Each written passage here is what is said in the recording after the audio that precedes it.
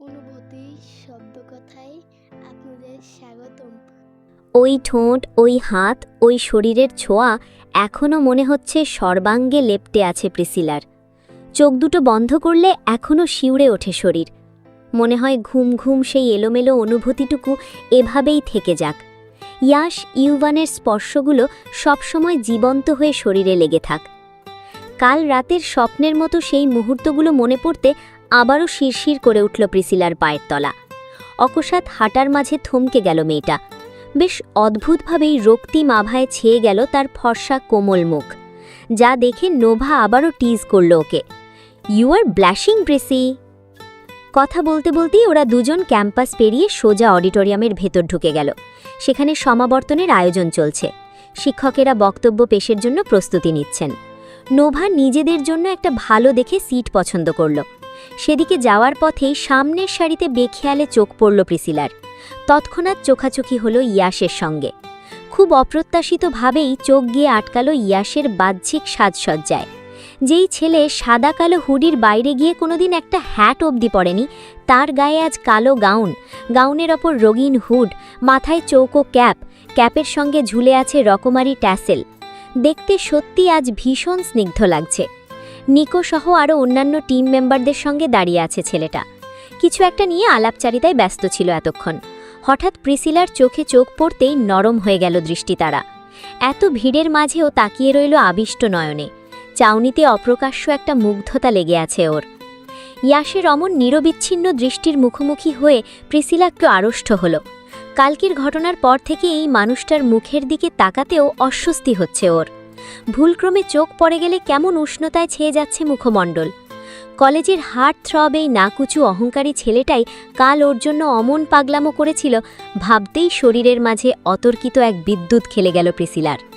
এখনকার ইয়াশের সঙ্গে কালকের সেই মানুষটাকে মেলাতেও খুব কষ্ট হলো। উথাল পাথাল হাজারো ভাবনার অতলে তলিয়ে যাচ্ছিল প্রিসিলা। ঠিক সেই মুহূর্তে নিকো এসে নোভাকে নিজের সঙ্গে নিয়ে গেল। নিকো চায় তার জীবনের স্মরণীয় মুহূর্তগুলো নোভা নিজের হাতে ক্যাপচার করুক। নোভা চলে গেলে প্রিসিলা আবারও দৃষ্টি তুলে তাকালো সামনের সারিতে। ইয়াশ এখনও নিজের সিটে একইভাবে বসে আছে। ডাকা তো দূরে থাক, দ্বিতীয়বারের জন্য ভুলেও আর তাকালো না এদিকে। তার এই আচরণে প্রিসিলার মনে একটা মেদুর ছায়া পড়ল। অভিমানী মনটা আবারও নেতিবাচক ইঙ্গিত দিতে শুরু করল। এই ক্যাম্পাসে সবাই জানে ইয়াশ প্রিসিলার সম্পর্কে ভাইবোন হলেও তারা একে অপরের প্রতিপক্ষ। তার মানে কি নিজের অহমিকাকে জাহির করার জন্য ইয়াশের এই বৈরী রূপ? সবার সামনে ছোট করতে চায় সে প্রিসিলাকে? সেদিনের সমগ্র প্রোগ্রামটা ভারী বিষণ্ণ মন নিয়ে কাটিয়ে দিল প্রিসিলা। হাজার ভাবনায় বিভোর হয়ে সকাল গড়িয়ে দুপুর হলো। অনুষ্ঠানের পরে ইয়াশকেও আর খুঁজে পাওয়া গেল না কোথাও। তবে কলেজ থেকে বাড়ি ফেরার আগে একটা চমৎকার ঘটনা ঘটল প্রিসিলার সঙ্গে। অনিন্দ এক দুপুর, চারিদিকে চমৎকার সোনারাঙা রোদ, বাতাসে বুনো ফুলের সুবাস। ক্যাম্পাস থেকে বেরোতেই এক ঝাপসা হিমেল হাওয়া হুড়মুড়িয়ে আঁচড়ে পড়ল প্রিসিলার চোখে মুখে। বাতাসের দাপটে এক মুহূর্তের জন্য চোখ খিঁচড়ে বন্ধ করে নিল সে। আর চোখ খুলতেই দেখল সামনে হাস্যোজ্জ্বল মুখ নিয়ে দাঁড়িয়ে আছে প্রফেসর রবার্ট। লম্বা চওড়া সুদর্শন মার্জিত স্বভাবের এই প্রফেসরটি ক্যাম্পাসে নতুন। প্রিসিলাদের ডিপার্টমেন্টের সবচেয়ে ভালো আর্টিস্ট তিনিই।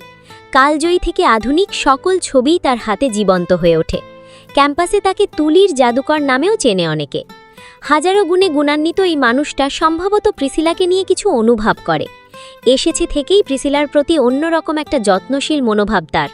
অ্যাটেন্ডেন্স ভালো হওয়া, ডিপার্টমেন্টে টপস করে থাকা, অ্যাসাইনমেন্ট সম্পন্ন করা, সব ক্ষেত্রেই সামনে হোক আড়ালে হোক সাহায্য করে সে প্রিসিলাকে। চেহারার মতোই তার আচার আচরণও ভীষণ মনোহরা। এক কথায় জেন্টলম্যান। এমনকি মাঝে মধ্যে বাড়িতে ফোন দিয়েও প্রিসিলার পড়াশোনার খোঁজ খবর রাখেন প্রফেসর রবার্ট। তার এই অত্যন্ত যত্নশীল মনোভাব যে শিক্ষক আর শিক্ষার্থীর সম্পর্কের বাইরে গিয়েও সূক্ষ্ম কিছু অনুভূতির ইঙ্গিত করে, তা অজানা নয় প্রিসিলার। তবে মেয়েটা না বোঝার ভান ধরে থাকে সর্বক্ষণ। প্রফেসরের সঙ্গে দৃষ্টি বিনিময় বড্ড অনীহা ওর, তবু মুখোমুখি হওয়ায় তাকাতেই হলো। প্রফেসর রবার্ট একই ভঙ্গিতে তাকিয়ে প্রিসিলাকে অভিবাদন জানালেন। Congratulations Priscilla, you got so many compliments today. Thank you professor, thanks a lot. তাকে ধন্যবাদ জানিয়ে কৃতজ্ঞতার হাসি হাসল প্রিসিলা। তা দেখে প্রফেসর রবার্ট মুগ্ধ নয়নে তাকিয়ে বলে উঠলেন, তোমার হাসিটা একটু বেশিই সুন্দর, আমি কথা গুলিয়ে ফেলছি। চট করে হাসি থামিয়ে দৃষ্টি নামালো প্রিসিলা। লজ্জায় পড়ে গিয়ে ফের কিছু বলার আগেই প্রফেসর রবার্ট জিজ্ঞেস করলেন, তুমি বাড়ি ফিরছিলে নাকি? প্রিসিলা মুখে কিছু না বলে মাথা নাড়িয়ে হ্যাঁ বোধক ইশারা করল শুধু। তোমার বাড়ি তো ব্রেরাতে, আমিও ওখানেই উঠেছি। If you don't have any problem I can drop you. খুব সাবলীলভাবেই কথাটা বলল রবার্ট। সঙ্গে সঙ্গে এদিক ওদিকে মাথা নাড়ালো প্রিসিলা। কণ্ঠ খাদে নামিয়ে জানালো, থ্যাঙ্কস বাট সরি স্যার, আমার সঙ্গে গাড়ি আছে। মেয়েটাকে বিব্রত হতে দেখে ভদ্রলোকের মতোই একটা অমায়িক হাসি ফেরত দিলেন প্রফেসর রবার্ট। শান্ত গলায় বললেন, ইটস ওকে ডিয়ার, সরি বলতে হবে না। তোমার আউটস্ট্যান্ডিং কাজের জন্য আমার তরফ থেকে শীঘ্রই ট্রিট পাবে তুমি। বাট আজকের জন্য কিছু ক্লাসিক পেন্টিংস সংগ্রহ করে রেখেছি, মনে করে নিয়ে যেও কিন্তু। ক্লাসিক পেন্টিংয়ের কথা শুনেই বুকের মাঝে একচোট প্রশান্তির হাওয়া বয়ে গেল প্রিসিলার। খুশিতে চিকচিক করে উঠল তার দু চোখ। পুলকিত স্বরে জানতে চাইল, কোথায় রাখা আছে? পেন্টিংয়ের প্রতি প্রিসিলার এমন আসক্তি দেখে প্রফেসর রবার্ট বিমোহিত হলেন। চোখ দিয়ে অডিটোরিয়ামের দিকে ইশারা করে বললেন, ভেতরেই। প্রিসিলা আর পায়কে প্রফেসরকে বিদায় না জানিয়ে সে তক্ষুনি ছুটল পেন্টিংয়ের খোঁজে। তাড়াহুড়ো করে পেন্টিংগুলো নিয়ে বেরোতেই কোথা থেকে যেন হাওয়ায় ভেসে ওর সামনে এসে দাঁড়ালো ইয়াশ। তালগাছের মতো দণ্ডায়মান ছেলেটার সামনে পড়ে ছোটার গতি অকস্মাৎ থমকে গেল প্রিসিলার। হঠাৎ গতি জড়তা একটু ভয়ও পেল, চমকে উঠে পিছিয়ে গেল দুকদম। ইয়াশের মাঝে কোনো রূপ হেলদোল নেই, নির্বিকারভাবে সে তাকিয়ে আছে প্রিসিলার দিকে। ইয়াশকে দেখা মাত্রই সকালের সেই অভিমান আবারও মাথাচাড়া দিয়ে উঠল বুকের ভেতর। গিয়ে ছেলেটার কলার ঝাঁকিয়ে বলতে ইচ্ছে করল, কেন সারাদিনে কথা বলনি আমার সঙ্গে? কেন একবারও মুখোমুখি হওনি আমার? এই তোমার ভালোবাসা? কিন্তু এতটা অধিকার বোধ দেখাতে তো অভ্যস্ত নয় প্রিসিলা। সহসা এগিয়ে গিয়ে মুখ কালো করে বলল, আজ আমার এমন একজনের সঙ্গে মিট হলো যে সত্যি সত্যি জেন্টলম্যান। অ্যাট লাস্ট তুমি বেঁচে গেলে ইয়াশ। আমার মতো অ্যানয়িং অপছন্দের মেয়েটাকে তোমাকে আর সহ্য করতে হবে না। ইয়াশকে জ্বালানোর প্রয়াসে খুব রসিয়ে রসিয়ে কথাগুলো বলছিল প্রিসিলা। ভেবেছিল ইয়াশ বুঝি খুব উত্তেজিত হয়ে পড়বে। প্রিসিলার এভাবে অন্য কারোর জন্য মুগ্ধতা দেখে হয়তো কষ্টও পাবে। কিন্তু ইয়াশের মাঝে এমন কিছুই দেখা গেল না। প্রিসিলা কথাগুলো বলার সময় তার চোখের তারায় অশুভের মতো এক কৃষ্ণভ ছায়া পড়ল। সে নিজের মাথার ক্যাপটা খুলে আলতো হাতে প্রিসিলার মাথার ওপর রাখল। কালো ক্যাপ পরিহিত মেয়েটাকে দেখে মুখ বাঁকিয়ে ভ্রু কুঁচকে কিছু একটা চিন্তা করল খানিকক্ষণ। তারপর ঝুঁকে এসে খুব ধীরে ধীরে একটু ভারী গলায় বলল, আই মিট হেম টু। ইয়াশের বলা কথাটা প্রথমবারের ঠিক বুঝতে পারল না প্রিসিলা। সহসা প্রশ্নের পুনরাবৃত্তি করল, কি? সেই জেন্টলম্যান যার সঙ্গে তোর একটু আগে মিট হয়েছে? আমারও মিট হয়েছে, এই তো কয়েক সেকেন্ড আগেই। প্রিসিলা পুরোপুরি নিভে গেল এবার। ঘটনা বুঝতে পেরে চোখ কপালে উঠে গেল তার। বজ্রাহতের মতোই বলে উঠল, কি করেছো তুমি প্রফেসর রবার্টের সঙ্গে? ইয়াশ কাঁধ নাড়িয়ে ঠোঁট উল্টালো, নিরুত্তাপ স্বরে জবাব দিল, যেটা করার ছিল সেটাই করেছি। শুল্ক একটা ঢোক স্রোতের মতো বয়ে গেল রমণীর কণ্ঠ বেয়ে। আর এক মুহূর্ত অপেক্ষা করল না সে। মাথায় চড়ানো ইয়াশের ক্যাপের কথা বেমালুম ভুলে গিয়ে ছুটে গেল পার্কিংয়ের দিকে। প্রফেসর রবার্টের গাড়িটা নেই, তার মানে বেরিয়ে পড়েছে সে। আচ্ছা, খারাপ কিছু করেনি তো ইয়াশ? প্রশ্নটা মনে উকি দিতে পার্কিং থেকে সোজা সড়কের দিকে ছুট লাগালো মেয়েটা। কিছু দূর যেতেই দেখল রাস্তার পাশে পুলিশের টহল। অনেক পথচারীও জড়ো হয়েছে সেখানে। থেমে আছে বেশ কিছু গাড়ি। প্রিসিলার মনে সন্দেহ জাগল, তাই এগিয়ে দিয়ে ডিউটি অফিসারকে জিজ্ঞেস করল, excuse me officer, is anything wrong here? ডিউটিরত পুলিশটি উদ্ভ্রান্ত প্রিসিলাকে দেখে একটু সন্দেহের দৃষ্টিতে চাইল। পরমুহূর্তেই কাট কাট ইংরেজিতে জানালো, এখানে একটা অ্যাক্সিডেন্ট হয়েছে, গাড়িটা উল্টে সোজা খাদে পড়ে গিয়েছে। প্রিসিলার চোখে মুখে আতঙ্ক। অধৈর্যের মতো জানতে চাইল, আর গাড়ির মধ্যে কারোর কোনো ক্ষতি হয়নি তো? গাড়ির মধ্যে একজনই ছিল, এই তো এই কলেজেরই প্রফেসর। প্রিসিলাদের কলেজটাকে ইশারা করলেন অফিসার। তারপর আবারও বললেন, ওনার অবস্থা ক্রিটিক্যাল, আমরা তাকে এমার্জেন্সি হসপিটালে পাঠিয়েছি। অফিসারের কথায় সাময়িক স্বস্তি পেলেও ভেতর ভেতর দারুণ এক অপরাধবোধ জেকে বসল প্রিসিলার। এই কাণ্ড যে ইয়াশ ছাড়া অন্য কেউ ঘটায়নি তার বুঝতে বাকি নেই ওর। ছেলেটির চোখে মুখে পৈশাচিক আনন্দ খেলছিল। কারোর জীবন ঝুঁকিতে ফেলে কেউ এতটা খুশি হতে পারে তা ইয়াশকে না দেখলে বিশ্বাসই হতো না প্রিসিলার। মনে হচ্ছিল ছেলেটাকে সামনে পেলে ইচ্ছে মতো কথা শোনাবে, পুলিশকে নালিশ করবে, সাথে পাপাকেও। কিন্তু তখনই মনে পড়ে যায় ইয়াশ আর ওদের বাড়িতে থাকে না। এই না থাকার পেছনের একমাত্র কারণ প্রিসিলা। শত্রু শত্রু খেলার বাইরে গিয়েও ওরা নিজেদের মাঝে একটা বৈবাহিক সম্পর্কে আবদ্ধ। ব্যাপারটা মাথায় আসতেই পুলিশের সামনে থেকে চুপচাপ সরে গেল প্রিসিলা। জীবনে প্রথমবার ইয়াশকে ফাঁসানোর বদলে বাঁচিয়ে দিল ও। এটা কেন করল তা জানা নেই। প্রিসিলার স্বভাবত একটু স্বার্থপর গোছের মেয়ে, কিন্তু যখন থেকে ঈশানীর গল্প শুনেছে তখন থেকেই নিজের সব স্বার্থপরতাকে ভালোবাসার তরে নিবেদন করার চেষ্টা চালিয়ে যাচ্ছে। তার মানে কি প্রিসিলাও ভালোবাসে ইয়াশকে? কিন্তু কখন, কিভাবে? নভেম্বর শুরু হতে না হতেই ভালোই শীত পড়েছে মিলানোতে। একটা মেদুর হিমহিম আবহাওয়া চারিপাশে বিরাজ করে সর্বক্ষণ। সন্ধ্যা ঘনাতেই ধূসর কুয়াশায় ভার হয়ে আসে স্বপ্নীল আকাশ। প্রকৃতি ধরা দেয় বছরের সবচেয়ে রুক্ষ চেহারায়। তবুও শীতকাল ভালো লাগে প্রিসিলার, ভালো লাগে শীতের সকাল। কিন্তু দুঃখজনক হলেও সেমিস্টার ফাইনালের জাতাকলে পিষ্ট হয়ে এখনও শীতটাকে সেভাবে উপভোগ করা হয়নি ওর। ভীষণ চাপ যাচ্ছে এই কদিন। ঠিকভাবে খাওয়া দাওয়া করারও ফুরসত নেই হাতে। মেয়ের শরীরের যত্নে ফ্লোরা সবসময় তৎপর থাকলেও মনের যত্ন নিতে একেবারেই ভুলেই গিয়েছে মেয়েটা। পড়াশোনার ফাঁকে যতটুকু সময় পায় নিজের রুমেই একাকী সময় কাটায় প্রিসিলা। কেমন যেন উদাসীন থাকে সর্বক্ষণ। এই নিয়ে খুবই দুশ্চিন্তাগ্রস্ত ফ্লোরা। একে তো ছেলে আর তার পাপা দ্বন্দ্বের মনের অবস্থা দুরূহ, তার উপর মেয়েটার অগোছালো চালচলন। সে তো আর জানে না তার মেয়ের এই উদাসীন পাগলপাড়া মনোভাবের পেছনের কারণটা তার ছেলেই। আজকাল খুব জ্বালায় প্রিসিলাকে সে। চোখের সামনে থাকুক কিংবা আড়ালে একবার অত্যাশ্চর্য কাণ্ড ঘটিয়ে পাগল বানিয়ে ছাড়ে মেয়েটাকে। এমনই এক রাতের বেলা পড়াশুনো শেষ করে ঘুমানোর জন্য প্রস্তুতি নিচ্ছিল ফ্লোরা। কাল পরীক্ষা আছে, তাই পড়তে পড়তে মাঝরাত। এবার একটু ঠান্ডা মাথায় না ঘুমোলে মাইগ্রেনের ব্যথায় কাল পরীক্ষার হলেই রেজাল্ট বেরিয়ে যাবে। নিরিবিলি ঘুমের প্রস্তুতি হিসেবে প্রথমে খানিকক্ষণ যোগ ব্যায়াম অনুসরণ করে স্কিন কেয়ার করে নিল প্রিসিলা। তারপর হাতে পায়ে ময়েশ্চারাইজার মেখে পোশাক বদলানোর উদ্দেশ্যে কেবলই কোমর থেকে জামাটা তুলতে যাবে, ঠিক সেই মুহূর্তে পেছনের বারান্দায় দুমদাম করে বিকট শব্দ হলো। প্রিসিলা সতর্ক চোখে ঘুরে তাকালো। একগুচ্ছ শীতল রেশমি হাওয়া সুপরিচিত পুরুষালী সুগন্ধ নিয়ে হুড়মুড়িয়ে প্রবেশ করল ঘরের ভেতর। প্রিসিলা তাকিয়ে রইল একইভাবেই। তার কুঞ্চিত কপাল ধীরে ধীরে শিথিল করে দিয়ে চোখের সামনে এসে হাজির হলো কালো হুডিতে মুখ ঢাকা লম্বাটে এক অবয়ব।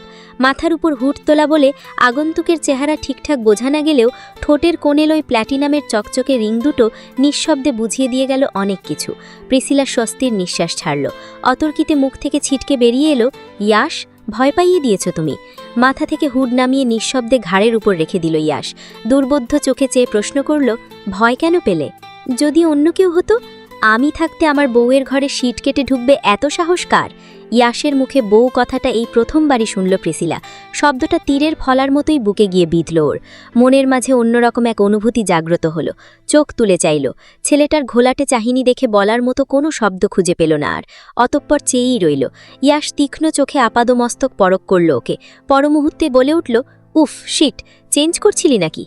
এতক্ষণে নিজের দিকে লক্ষ্য করল প্রিসিলা। টি শার্টটা আগের মতোই কোমরের ওপর তুলে ধরে আছে। ইয়াশের কথায় চট করে সেটাকে ছেড়ে দিল কোমরের নিচে। আমটা আমটা করে শাসনের ভঙ্গিতে বলল, হ্যাঁ চেঞ্জ করছিলাম, দয়া করে এবার যাও তো। আচ্ছা দাঁড়া। ভদ্রলোকের মতো বউয়ের এক কথায় ওপাশের পর্দার আড়ালে চলে গেল ইয়াশ। প্রিসিলা স্বস্তির নিঃশ্বাস ছাড়ল। মনে মনে ভাবল, যাক, ছেলেটা একটু হলেও শুধরেছে। মনের ভাবনায় ধাতস্থ হয়ে ফের শরীর থেকে জামা টেনে খুঁড়িবে, তন্মধ্যে ঠাস করে চোখের সামনের পর্দাটা সরিয়ে দিল ইয়াশ। প্রিসিলা চমকিত ঘুরে তাকিয়ে দেখল, ঠোঁটের আগায় জ্বলন্ত সিগারেট নিয়ে পায়ের ওপর পা ফেলে আয়েশ করে চেয়ারে বসে আছে ইয়াশ। প্রিসিলার সঙ্গে দৃষ্টি বিনিময় হতেই ঠোঁটের আগায় একটা অদ্ভুত তুষ্ট হাসি উদয় হলো তার। ভ্রুটা তির্যকভাবে উঁচু করে কণ্ঠ খাদে নামিয়ে শীতল গলায় বলল, লেটস কন্টিনিউ। ওর কথা শুনে চোয়াল ঝুলে পড়ল প্রিসিলার। অবিশ্বাস্য গলায় শুধালো, তুমি কি এভাবেই বসে থাকবে? না থাকার তো কোনো কারণ দেখছি না। ইয়ার কি করো না ইয়াশ, আমাকে ঘুমোতে হবে। হুশ, চাচাস না, পাপা শুনে ফেলবে। ইয়াশের রসনী ধ্বনিতে কিছুটা সতর্ক হলো প্রিসিলা। অতঃপর কোনো কিছু না বলেই ইয়াশের মুখের সামনে গিয়ে জোরালো হাতে টেনে দিল পর্দাটা। তারপর আবারও চেঞ্জ করতে চলে গেল প্রিসিলা। যাওয়ার আগে কঠোর গলায় সাবধান করে দিয়ে বলল, খবরদার যদি পর্দা সরাও। কিছুক্ষণ স্তম্ভিত চিত্তে বসে থাকলেও একটু বাদে প্রিসিলার সমস্ত সতর্ক বাণী বেমালুম ভুলে গেল ইয়াশ। কোনো কিছু না ভেবেই আলতো হাতে টেনে সরালো বিরক্তিকর পর্দাটা। তৎক্ষণাৎ চোখের সামনে ভেসে উঠল পৃথিবীর সবচেয়ে আকর্ষণীয় দৃশ্যটি, যা দেখে নিঃশ্বাস নিতে ভুলে গেল ইয়াশ। আপনা আপনি আলাদা হয়ে গেল তার দুটো ঠোঁট। কণ্ঠতালু শুকিয়ে এলো। আঙুল ফসকে কখন যে সিগারেট মাটিতে পড়ে গেল তার ইয়ত্তা নেই। নিষ্প্রভ নিটোল নয়নজোড়া আটকে রইল একই দৃশ্যে। হাতের মুঠি শক্ত হয়ে যাওয়ায় টেনে ধরা পর্দায় টান পড়ল। তবু চোখ ভরে মন ভরে কেবল প্রিসিলাকেই দেখছিল সে। দেখতে দেখতেই বেঘরে বলে উঠল, এত সুন্দর কেন তুই? তাকালেই নেশা ধরে যায়। আকস্মিক বাক্যে লাফিয়ে উঠল প্রিসিলা। দ্রুত নাইটির বোতাম লাগিয়ে ইয়াশের দিকে আড়ষ্ট কদে তাকালো সে। মুখ কাচুমুচু করে শাসনের ভঙ্গিতে বলল, পর্দা সরাতে বারণ করেছিলাম তোমায়। সে কথার প্রত্যুত্তর করল না ইয়াশ। চুপচাপ চেয়ার ছেড়ে মহাবিষ্টের ন্যায় এগিয়ে এলো প্রিসিলার নিকট। মুখোমুখি দাঁড়িয়ে একটা টু শব্দও করল না, আবিষ্ট নয়নে শুধু চেয়ে থাকলো মেয়েটার দিকে। তার ওই তীরের ফলার মতো দৃষ্টিতে জাফরানি রঙে ছেয়ে গেল প্রিসিলার গোলাপি বরণ। মুখ লজ্জায় রাঙা হয়ে দ্রুত চোখ সরিয়ে নতমুখী হলো সে। ইয়াশ গ্রীবা নয়ালো, ধীরে ধীরে ঝুঁকে গিয়ে প্রিসিলার গলায় মুখ ডোবাবে ঠিক সেই মুহূর্তে এক অপ্রত্যাশিত প্রসঙ্গ টেনে ওকে পুরোপুরি থামিয়ে দিল প্রিসিলা। প্রফেসর রবার্টের সঙ্গে এটা কেন করলে ইয়াশ? ডক্টর বলেছেন আগামী 3 মাসেও ওনাকে হসপিটাল থেকে রিলিজ দেওয়া হবে না। কেন তুমি এতটা হার্টলেস হলে বলো? পাপা তোর ব্লাইন্ড ডেট হিসেবে ওনাকে সিলেক্ট করেছিলেন, তাই? ইয়াশের নির্বিকার প্রত্যুত্তর। প্রিসিলা একটু দ্বিধাজড়িত গলায় বলল, পাপার ওপর বুঝি খুব রাগ? খুব। কেন? ইয়াশ দাঁতে দাঁত পিষে শক্ত গলায় বলল, আমার সামনে পাপা তোর সঙ্গে অন্য কারোর সঙ্গে অ্যাটাচড হবার কথা বলেছে। আমি তোর পাশে কাউকে সহ্য করতে পারি না, নট আ সিঙ্গল ওয়ান। কথা বলতে বলতে প্রিসিলা খেয়াল করল ইয়াশের চোখ দুটো রক্তাবর্ণ হয়ে উঠেছে, ক্রোধে ফেটে যাচ্ছে সে। সহসা একটু দ্বিধাজড়িতভাবেই নিজের নমনীয় হাত দুটো ইয়াশের গালে ছোঁয়ালো প্রিসিলা। নরম গলায় বলল, শান্ত হও। মুখে কিছু না বললেও দৃষ্টি শীতল হয়ে এলো ইয়াশের। সেই শীতল চোখে চোখ রেখে আবারও প্রশ্ন করল প্রিসিলা, এতটা হিংসুটে কবে হয়ে গেলে? জানি না, দাপুটে কণ্ঠস্বর খাদে নামিয়ে জবাব দিল ইয়াশ। অতঃপর কিছু সময় কেটে গেল সেভাবেই, নৈশব্দে, দৃষ্টির বিনিময়ে, কেবল অনুভূতির আলাপনে। একটু বাদে প্রিসিলা একটু নড়ে চড়ে উঠল, মুখের আদলে মেকি একটা ভাব ফুটিয়ে বলল, কাল আমার পরীক্ষা আর আজ রাত জেগে বসে আছি। এখন যদি সময় মতো ক্যাম্পাসে পৌঁছতে না পারি তখন কি হবে? দৃঢ় হাতে প্রিসিলার কোমর আঁকড়ে ধরল ইয়াশ। সহনীয় ধাক্কায় নিজের বুকে এনে ফেলে কপালে কপাল ঠেকিয়ে হিসিয়ে বলল, সকালে গাড়ি নিয়ে পিক করব, বি রেডি ফর দ্যাট।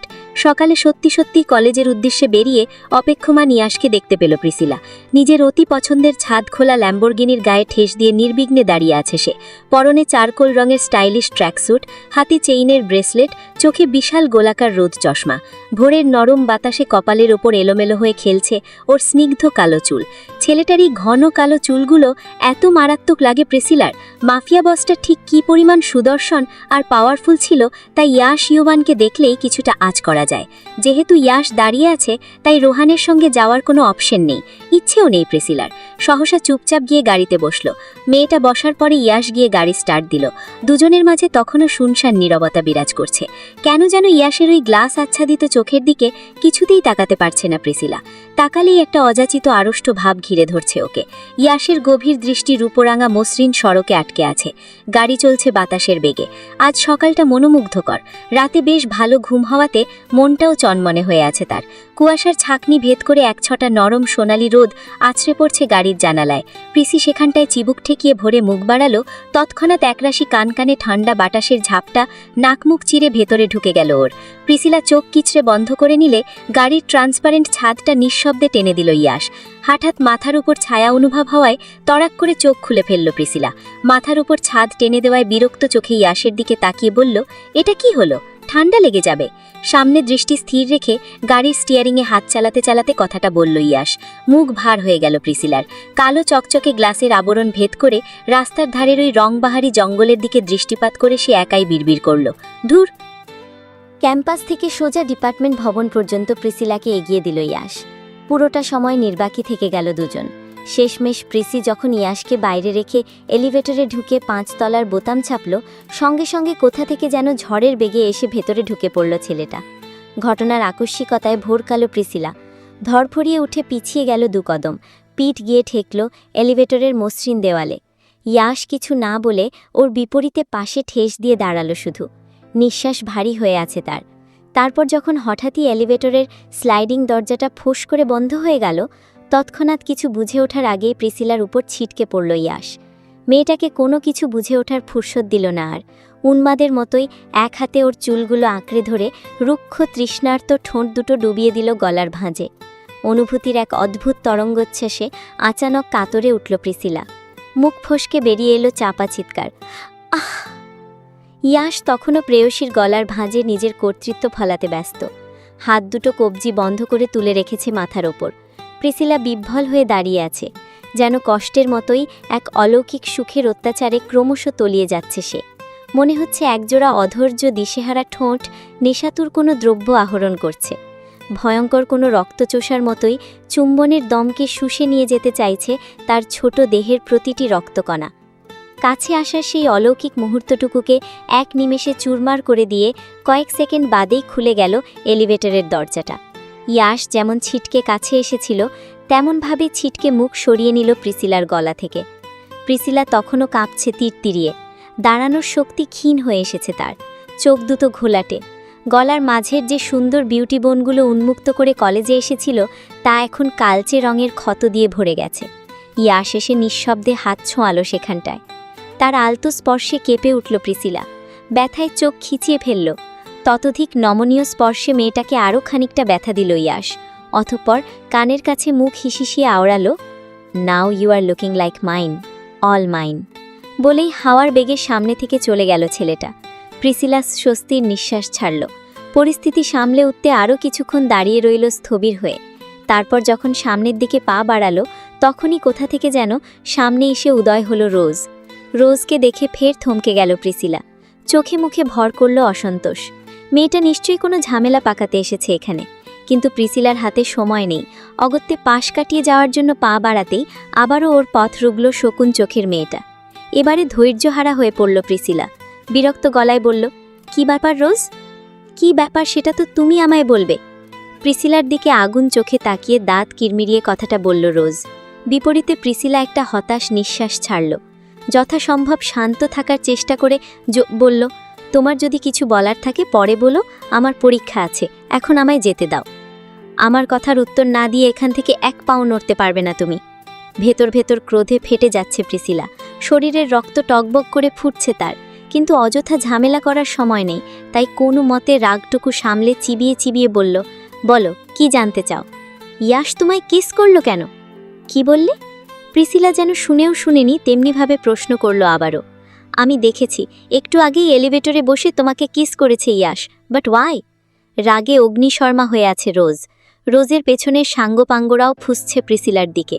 ওদের এই অকারণ রাগ দেখে অবাক না হয়ে পারল না প্রিসিলা। সহসা অধৈর্য হয়ে মুখ খুলতেই হলো ওর। বিস্ময়াভিভূত কণ্ঠে বলল, আমার হাজবেন্ড আমাকে যেখানে খুশি সেখানে বসে কিস করবে, এটা তার ইচ্ছে। তুমি প্রশ্ন করার কে? Who the hell are you? প্রিসিলার কথা শুনে তেলে বেগুনে জ্বলে উঠল রোজ। রাগে কাঁপতে কাঁপতে বলল, নষ্ট মেয়ে ছিলে, ভাইকে হাজবেন্ড বলছিস? ইয়াশ আমার হাজবেন্ড। কথাগুলো বলে থামতে পারল না রোজ। তার আগেই ওর গালে এসে আছড়ে পড়ল শক্ত এক চপেটাঘাত। প্রিসিলার এহেন অত্যাশ্চর্য কর্মকাণ্ড দেখে বাকরুদ্ধ হয়ে গেল রোজের পেছনে দাঁড়িয়ে থাকা মেয়েগুলো। তারা একে অপরের দিকে ভয়ার্থ চোখে দৃষ্টি বিনিময় করছিল। ঠিক সেই মুহূর্তে কানে ভেসে উঠল প্রিসিলার তেজস্ক্রিয় কণ্ঠস্বর, মাইন্ড ইয়োর ল্যাঙ্গুয়েজ। একটা ছেলেকে মন গড়া নিজের হাজবেন্ড পরিচয় দিতে দিতে এখন তার বিবাহিত স্ত্রীর সামনেও দেওয়া শুরু করেছ? লজ্জা করে না? কার লজ্জা? কিসের লজ্জা? পেছন থেকে ভরাট এক পুরুষালী কণ্ঠস্বর ভেসে আসতেই রোজ, প্রিসিলা সহ একযোগে পেছনে তাকালো সবাই। দেখল চুইংগাম চিবোতে চিবোতে ঘাড় বাঁকিয়ে প্রিসিলার দিকেই এগিয়ে আসছে জ্যাকব। তার হাতে মাথায় অনেকগুলো সেলাইয়ের দাগ। সম্ভবত আগের বারের অ্যাক্সিডেন্ট থেকেই তৈরি হয়েছে ক্ষতগুলো। জ্যাকবকে দেখা মাত্রই সামনে থাকা মেয়েরা সব হুড়মুড়িয়ে সাইডে সরে গেল। প্রিসিলা এখন মুখোমুখি তার। ভেতর ভেতর কিছুটা শঙ্কিত হলেও অভিব্যক্তিতে আগের মতোই তেজ ধরে রেখেছে মেয়েটা।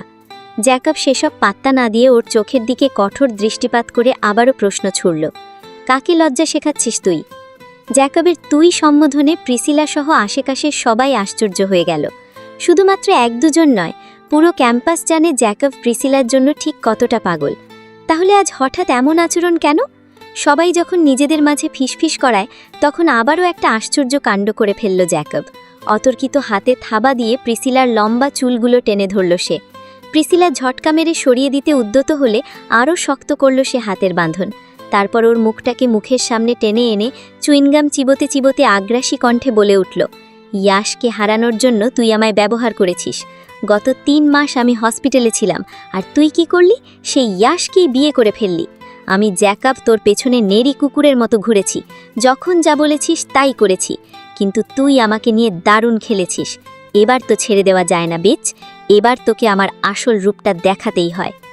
ভাইয়ের কাজে ইন্ধন দিয়ে পাশ থেকে রড কটমট করে বলল, আমাকে চড়ও মারেছে ভাইয়া। এক্স্যাক্টলি, আমার বোনকে চড়ও মারেছিস। এবার ওকে সরি বল, সে সরি রাইট নাও। চারিদিকে সবাই তাকিয়ে তাকিয়ে তামাশা দেখছে।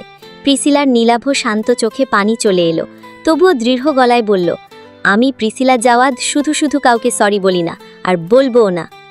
এখনও এত অহংকার? উপহাসের স্বরে কথাটা বলেই ঘাড় বাঁকালো জ্যাকব, যেন ও খুব ভালো করেই জানে এর পরবর্তী পদক্ষেপ কি হতে চলেছে। ওকে ইচ্ছে মতো হ্যারেস করো ভাইয়া, বুঝিয়ে দাও তুমি আসলে কি। পাশ থেকে ঝগড়াটে মহিলাদের মতো চেঁচিয়ে চেঁচিয়ে কথাগুলো বলল রোজ। সেদিকে তীক্ষ্ণ দৃষ্টিপাত করে দাঁত কিরমিরিয়ে প্রিসিলা বলল, সময় আছে, থেমে যা রোজ, নয়তো আজকের এই ঘটনার 1%ও যদি আমার পাপা জানতে পারে তাহলে তোদের দুজনের গল্প এখানেই শেষ। প্রিসিলার মুখ থেকে কথাটা বেরোনোর মাত্রই ক্রোধে ফেটে পড়ল জ্যাকব। You dirty beach! মুখ দিয়ে অশ্রাব্য বাক্য ছুঁড়ে রেগে মেগে পাশে দাঁড়িয়ে থাকা একজনের হাত থেকে একটা কোকের বোতল ছোঁ মেরে টেনে নিয়ে বোতলের সবটুকু পানীয় ঢেলে দিল প্রিসিলার মাথায়। এইতক্ষণ ধরে চিবোতে থাকা চুইংগামটাও থু মেরে ছুঁড়ে ফেলে দিল ওর মুখের ওপর। তারপর আশেপাশে তাকিয়ে রোজ আর সাঙ্গপাঙ্গবীর উদ্দেশ্য করে বলল, ওকে টেনে হিচড়ে স্টোর রুমে নিয়ে যাও, সেখানেই ওর ক্লাস নেওয়া হবে আজ। খেয়াল রাখবে কিছুতেই যাতে সময়ের আগে পরীক্ষার হল অবধি যেতে না পারে। বলেই সেখান থেকে প্রস্থান করল জ্যাকব। যেই বলা সেই কাজ, রোজ খুব আগ্রাসী হয়ে হাত বাড়ালো প্রিসিলার দিকে। এবার সত্যিই ভয় পেয়ে কুঁকড়ে গেল মেয়েটা। চারিদিকে কুণ্ঠিত দৃষ্টিপাত করে পিছিয়ে গেল কয়েক পা। রোজ এগিয়ে গিয়ে আবারও ধরতে চাইল ওর বাহুটা, কিন্তু শরীর ছোঁয়ার আগেই কোথা থেকে যেন একটা শক্ত পুরুষালী হাত এসে আচানক সাইডে সরিয়ে নিল প্রিসিলাকে। ঘটনার আকস্মিকতায় হটকাচে উঠল সকলে। শিকার হাত ফসকে বেরিয়ে যাওয়ার মতোই ভারী বিরক্ত হয়ে পাশ ফিরে তাকালো রোজ। সঙ্গে সঙ্গে পিলে চমকে গেল ওর। অস্ফুট স্বরে আওড়ালো, নিকো? নিজের শার্ট খুলে প্রিসিলার শরীরে জড়িয়ে দিচ্ছিল নিকো। তারপর মেয়েটাকে বাহুতে আগলে ধরেই রোজের দিকে রক্ত গরম চোখে তাকিয়ে বলল, হাউ ডেয়ার ইউ গার্ল! প্রিসির দিকে হাত বাড়ানোর সাহস কি করে হলো তোমার? কে দিয়েছে এত পাওয়ার? এর পরিণাম কতটা ভয়াবহ হবে আদৌ জানো সেটা? তার শেষ কথায় থমকে গেল চারিপাশ। রোজ আর সাহস পেল না কিছু বলে ওঠার। চুপচাপ দাঁড়িয়ে কোন দৃষ্টিতে প্রিসিলাকে লক্ষ্য করে সাপের মতো ফোঁসফাঁস করছে। নিকো এবার দৃষ্টি ঘুরিয়ে আশেপাশের মেয়েগুলোর দিকে তাকালো, যারা এতক্ষণ দাঁড়িয়ে দাঁড়িয়ে শুধু তামাশা দেখে গেছে। একটা মেয়েকে হ্যারেস করা হচ্ছে, তবুও প্রতিবাদ না করে তাকিয়ে তাকিয়ে গিলছ? লজ্জা নেই তোমাদের? মেয়েগুলোর দিকে অগ্নি দৃষ্টি নিক্ষেপ করে ঘৃণার স্বরে কথাগুলো বলল নিকো। বিপরীতে নিঃশব্দে মাথা নত করে ফেলল সবাই। নিকো আবারও শক্ত কণ্ঠে বাক্য ছুড়ল তৎক্ষণাৎ, আর এক মুহূর্তও যদি কেউ এখানে দাঁড়িয়েছ, আমি সোজা গিয়ে তার নামে প্রিন্সিপালের কাছে কমপ্লেন করব। কলেজ লাইফ হেল করে দেব তার। সিনিয়রের হুঙ্কার শুনে একযোগে হড়মুড়ু করে সেখান থেকে চলে গেল সবাই। জায়গাটা এখন শ্মশানের মতো নীরব। এতক্ষণে আবারও প্রিসিলার দিকে দৃষ্টিপাত করল নিকো। মেয়েটার চোখ দিয়ে নিঃশব্দে গড়িয়ে পড়ছে নোনা জল। ফর্সা মুখ কেঁদে কেঁদে টমেটোর মতো লাল হয়ে গেছে। নিকো হাত বাড়িয়ে ওর চোখের জল মুছে দিতে চাইলে চট করেই মুখ ঘুরিয়ে নিল প্রিসিলা। ফুপিয়ে উঠে অভিমানের স্বরে বলল, যার মুছিয়ে দেওয়ার কথা সে তো এলো না, তুমি কেন অন্যের দায়িত্ব পালন করবে নিকো? সহসা হাত গুটিয়ে নিল নিকো। তখনই সেখানে ছুটে এলো নোভা। এসেই মেয়েটাকে বুকের ভেতর জড়িয়ে ধরল সে। প্রিয় বান্ধবীর উষ্ণ আলিঙ্গনে এতক্ষণে হাউমাউ করে কেঁদে উঠল প্রিসিলা। নোভা ওকে আরও শক্ত করে জড়িয়ে ধরল। এবারে মাথার উপর হাত বুলিয়ে দিয়ে মায়ের মতো মমতা মাখা গলায় বলল, কিচ্ছু হয়নি ডার্লিং, সব ঠিক আছে, আমরা এখানেই আছি, এভরিথিং ইজ টোটালি ওকে। জ্যাকবকে দেখে নিচ্ছি, তুমি শান্ত হও, পরীক্ষা দিতে হবে তো। তখন সন্ধ্যা প্রায়। আকাশের গায়ে মেঘে মেঘে আগুন লেগেছে। ক্লান্ত দিনের ইতি টেনে একটা ধূসর আঁধারে ক্রমশ তলিয়ে যাচ্ছে পৃথিবী। নামে মাত্র পরীক্ষা শেষ করে মাত্রই হল থেকে বেরিয়েছে প্রিসিলা। এদিক ওদিক না তাকিয়ে হাঁটছে গুটি গুটি পায়। নির্জীব ক্লান্ত দৃষ্টি তার পায়ের পাতায় আটকে আছে। ঠিক এমন সময় কোথা থেকে যেন ঝড়ো হাওয়ার মতো ছুটে এসে প্রিসিলার হাতটা খামচে ধরল ইয়াশ। একে তো থমথমে বিষণ্ণতায় বুকের ভেতরটা অবশ হয়েছিল, তারপর হঠাৎ এমন আক্রমণে একটু বেশিই রিয়্যাক্ট করে ফেলল মেয়েটা। ভরা ক্যাম্পাসে দাঁড়িয়ে কেঁদে ফেলল অবুঝের মতো। কান্নার দমকে আটকে যাচ্ছে শ্বাসপ্রশ্বাস। প্রিসিলার হৃদয় নিংড়ানো কান্নার আওয়াজে মাঝপথে ইয়াশ হঠাৎ পেছনে ঘুরল। দুকদম পিছিয়ে গিয়ে মেয়েটার মুখোমুখি দাঁড়িয়ে রুক্ষ পাথরে গলায় বলে উঠল, আমি তোর চোখের জল মুছিয়ে দিতে এখানে আসিনি, তোর চোখে জল আসার কারণটাকে মুছে দিতে এসেছি, তাই কান্না থামা। ছেলেটার কথার আগামাথা কিছুই বোধগম্য হল প্রিসিলার, তাই ফুপিয়ে কেঁদে উঠে আকুতের স্বরে বলল, আমার খুব ক্লান্ত লাগছে ইয়াশ, প্লিজ বাড়ি যেতে দাও। যাবি তো? কাজ শেষ হলে আমি নিজেই নিয়ে যাব। নিভু স্বরে কথাটা বলেই এক টানে প্রিসিলাকে কোলে তুলে নিল ইয়াশ। তারপর ক্যাম্পাস মারিয়ে সোজা গাড়িতে নিয়ে বসালো। মহাসড়কের উল্টো পথে একটা নির্জন সরু রাস্তা ধরে সাঁই সাঁই করে এগিয়ে চলেছে গাড়িটা। আশেপাশে কোনো লোকালয় নেই। রাস্তার দুধারে কেবল ঝোপঝাড় আর ঘন বনজঙ্গল। দিনের আলো নিভে যাওয়া মাত্রই গাছগাছালির মাথায় মাথায় জটলা পাকিয়েছে গাঢ় অন্ধকার। রাস্তার দুধারে ল্যাম্পপোস্টগুলো টিমিটিমিয়ে জ্বলছে, যেন প্রাণ নেই তাতে। কেমন যেন অদ্ভুত উড়ে চারপাশ। গাড়িটাও ক্রমশ প্রহেলিকার দিকে ছুটছে। অজ্ঞাত প্রেসিলা এখনও অসহায়ের মতো কাঁইকুই করছে। মূর্তির মতো একধ্যানে গাড়ি চালাতে থাকা ইয়াশকে সুবিধের লাগছে না মোটেন। এই মুহূর্তে ওকে কোনো প্রশ্ন করতেও কেন যেন খুব ভয় করছে প্রেসিলার। মনে হচ্ছে টু শব্দ করলেও কষিয়ে চর বসিয়ে দেবে এক্ষুনি। একটু বাদেই নিজে থেকে গাড়ির ব্রেক কষল ইয়াশ। প্রেসিলা বাইরে তাকিয়ে দেখেও গাঢ় অন্ধকারের মাঝে সারিতে সারিতে বাক্সের মতো সাজানো। তার মাথায় মাথায় দাঁড়িয়ে আছে ছোট্ট সাদা রঙের ক্রুশ। ক্রুশগুলো দেখা মাত্রই প্রেসিলার বুকের ভেতর আচানক মোচড় দিয়ে উঠল প্রেসিলার। আর একটু ভালোভাবে খেয়াল করতেই বুঝল এটা একটা সেমিটেরি এরিয়া, যেখানে মৃত্যুর পরে মানুষকে সমাধিস্থ করা হয়। চোখের সামনে সারিবদ্ধভাবে দাঁড়িয়ে আছে শয়ে শয়ে প্রস্তর ফলক। ইয়াশ কেন হঠাৎ এমন একটা জায়গায় নিয়ে এলো ওকে? অযাচিত এই প্রশ্নটা মস্তিষ্কে বিট করতেই নিঃশ্বাস আটকে গেল প্রেসিলার। শির দাঁড়া দিয়ে বয়ে গেল ঠান্ডা শীতল স্রোত। তক্ষুনি পেছনের দিকে ঝনঝনানি বিকট শব্দ হওয়ায় চকিতে ঘুরে তাকালো। দেখল গাড়ির ব্যাগডালা থেকে কিছু একটা টেনে হিঁচড়ে বের করছে ইয়াশ। অতঃপর প্রেসিলার কাছে এসে ওকেও হাত ধরে টেনে নামালো গাড়ি থেকে। মেয়েটার বুক ধরফর করছে, কণ্ঠতালু শুকিয়ে কাঠ। ইয়াশকে ছাড়ানোর প্রয়াসে ছটপট করছে ও ক্রমাগত। ইয়াশ সেসব গ্রাহ্য করল না। ওর হাতটাকে শক্ত করে চেপে ধরে মাটি থেকে টান মেরে একটা লম্বা হাতলওয়ালা বেলচা তুলে নিল অন্য হাতে। তারপর টানতে টানতে সোজা সেমিটেরির ভেতরে নিয়ে গেল। ভূতগ্রস্তদের মতোই হনহনিয়ে হাঁটছে সে। কপালে বিরক্তিসূচক কুঞ্চিত রেখা, চোয়াল শক্ত, নিঃশ্বাসে ফোঁসফাঁস শব্দ। তারপর হুট করেই থেমে গেল সেই হাঁটার গতি। টনক নড়ল প্রেসিলার। ভয়ার্ত নয়নে চারিদিকে চোখ বোলালো সে। দেখল ডানে বামে সামনে পেছনে শত শত কবর। তার মাঝখানে জীবন্ত মূর্তির মতো দাঁড়িয়ে আছে ওরা দুজন। চেরা চোখে চারপাশটা লক্ষ্য করতেই গা ছমছম করে উঠল প্রেসিলার। কাঁদতে কাঁদতে অস্থির হয়ে বলল, তোমার সমস্যা কি ইয়াশ? কেন এখানে নিয়ে এসেছো আমায়? প্লিজ বাড়ি যেতে দাও।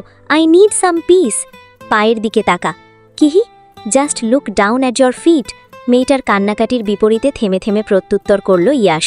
ওর কথা মতো পায়ের দিকে সূক্ষ্ম দৃষ্টিপাত করল প্রিসিলা। সঙ্গে সঙ্গে পিলে চমকে গেল তার।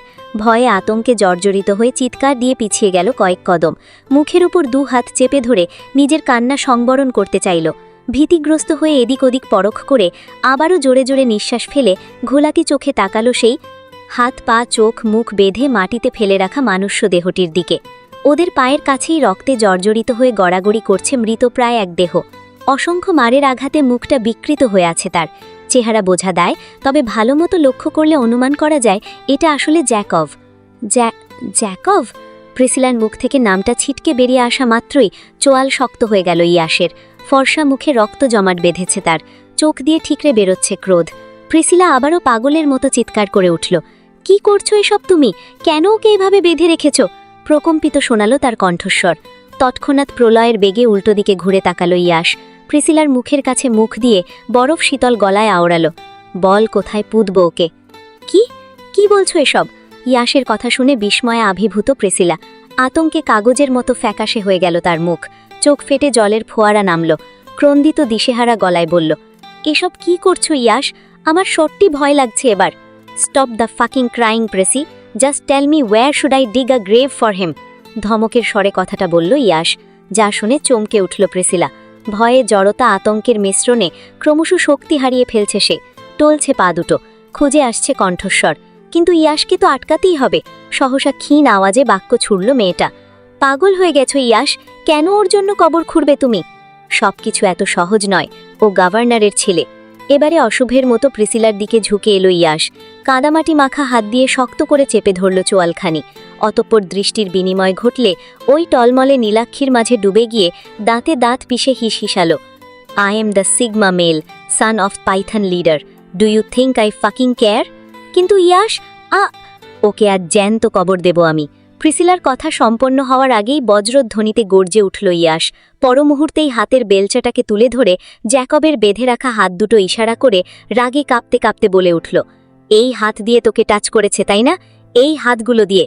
বলেই শরীরের সর্বশক্তি দিয়ে ধারালো বেলচাটাকে ওর হাতের ওপর বসিয়ে দিল ইয়াশ। তৎক্ষণাৎ বাহু থেকে ছিটকে আলাদা হয়ে গেল হাত দুটো।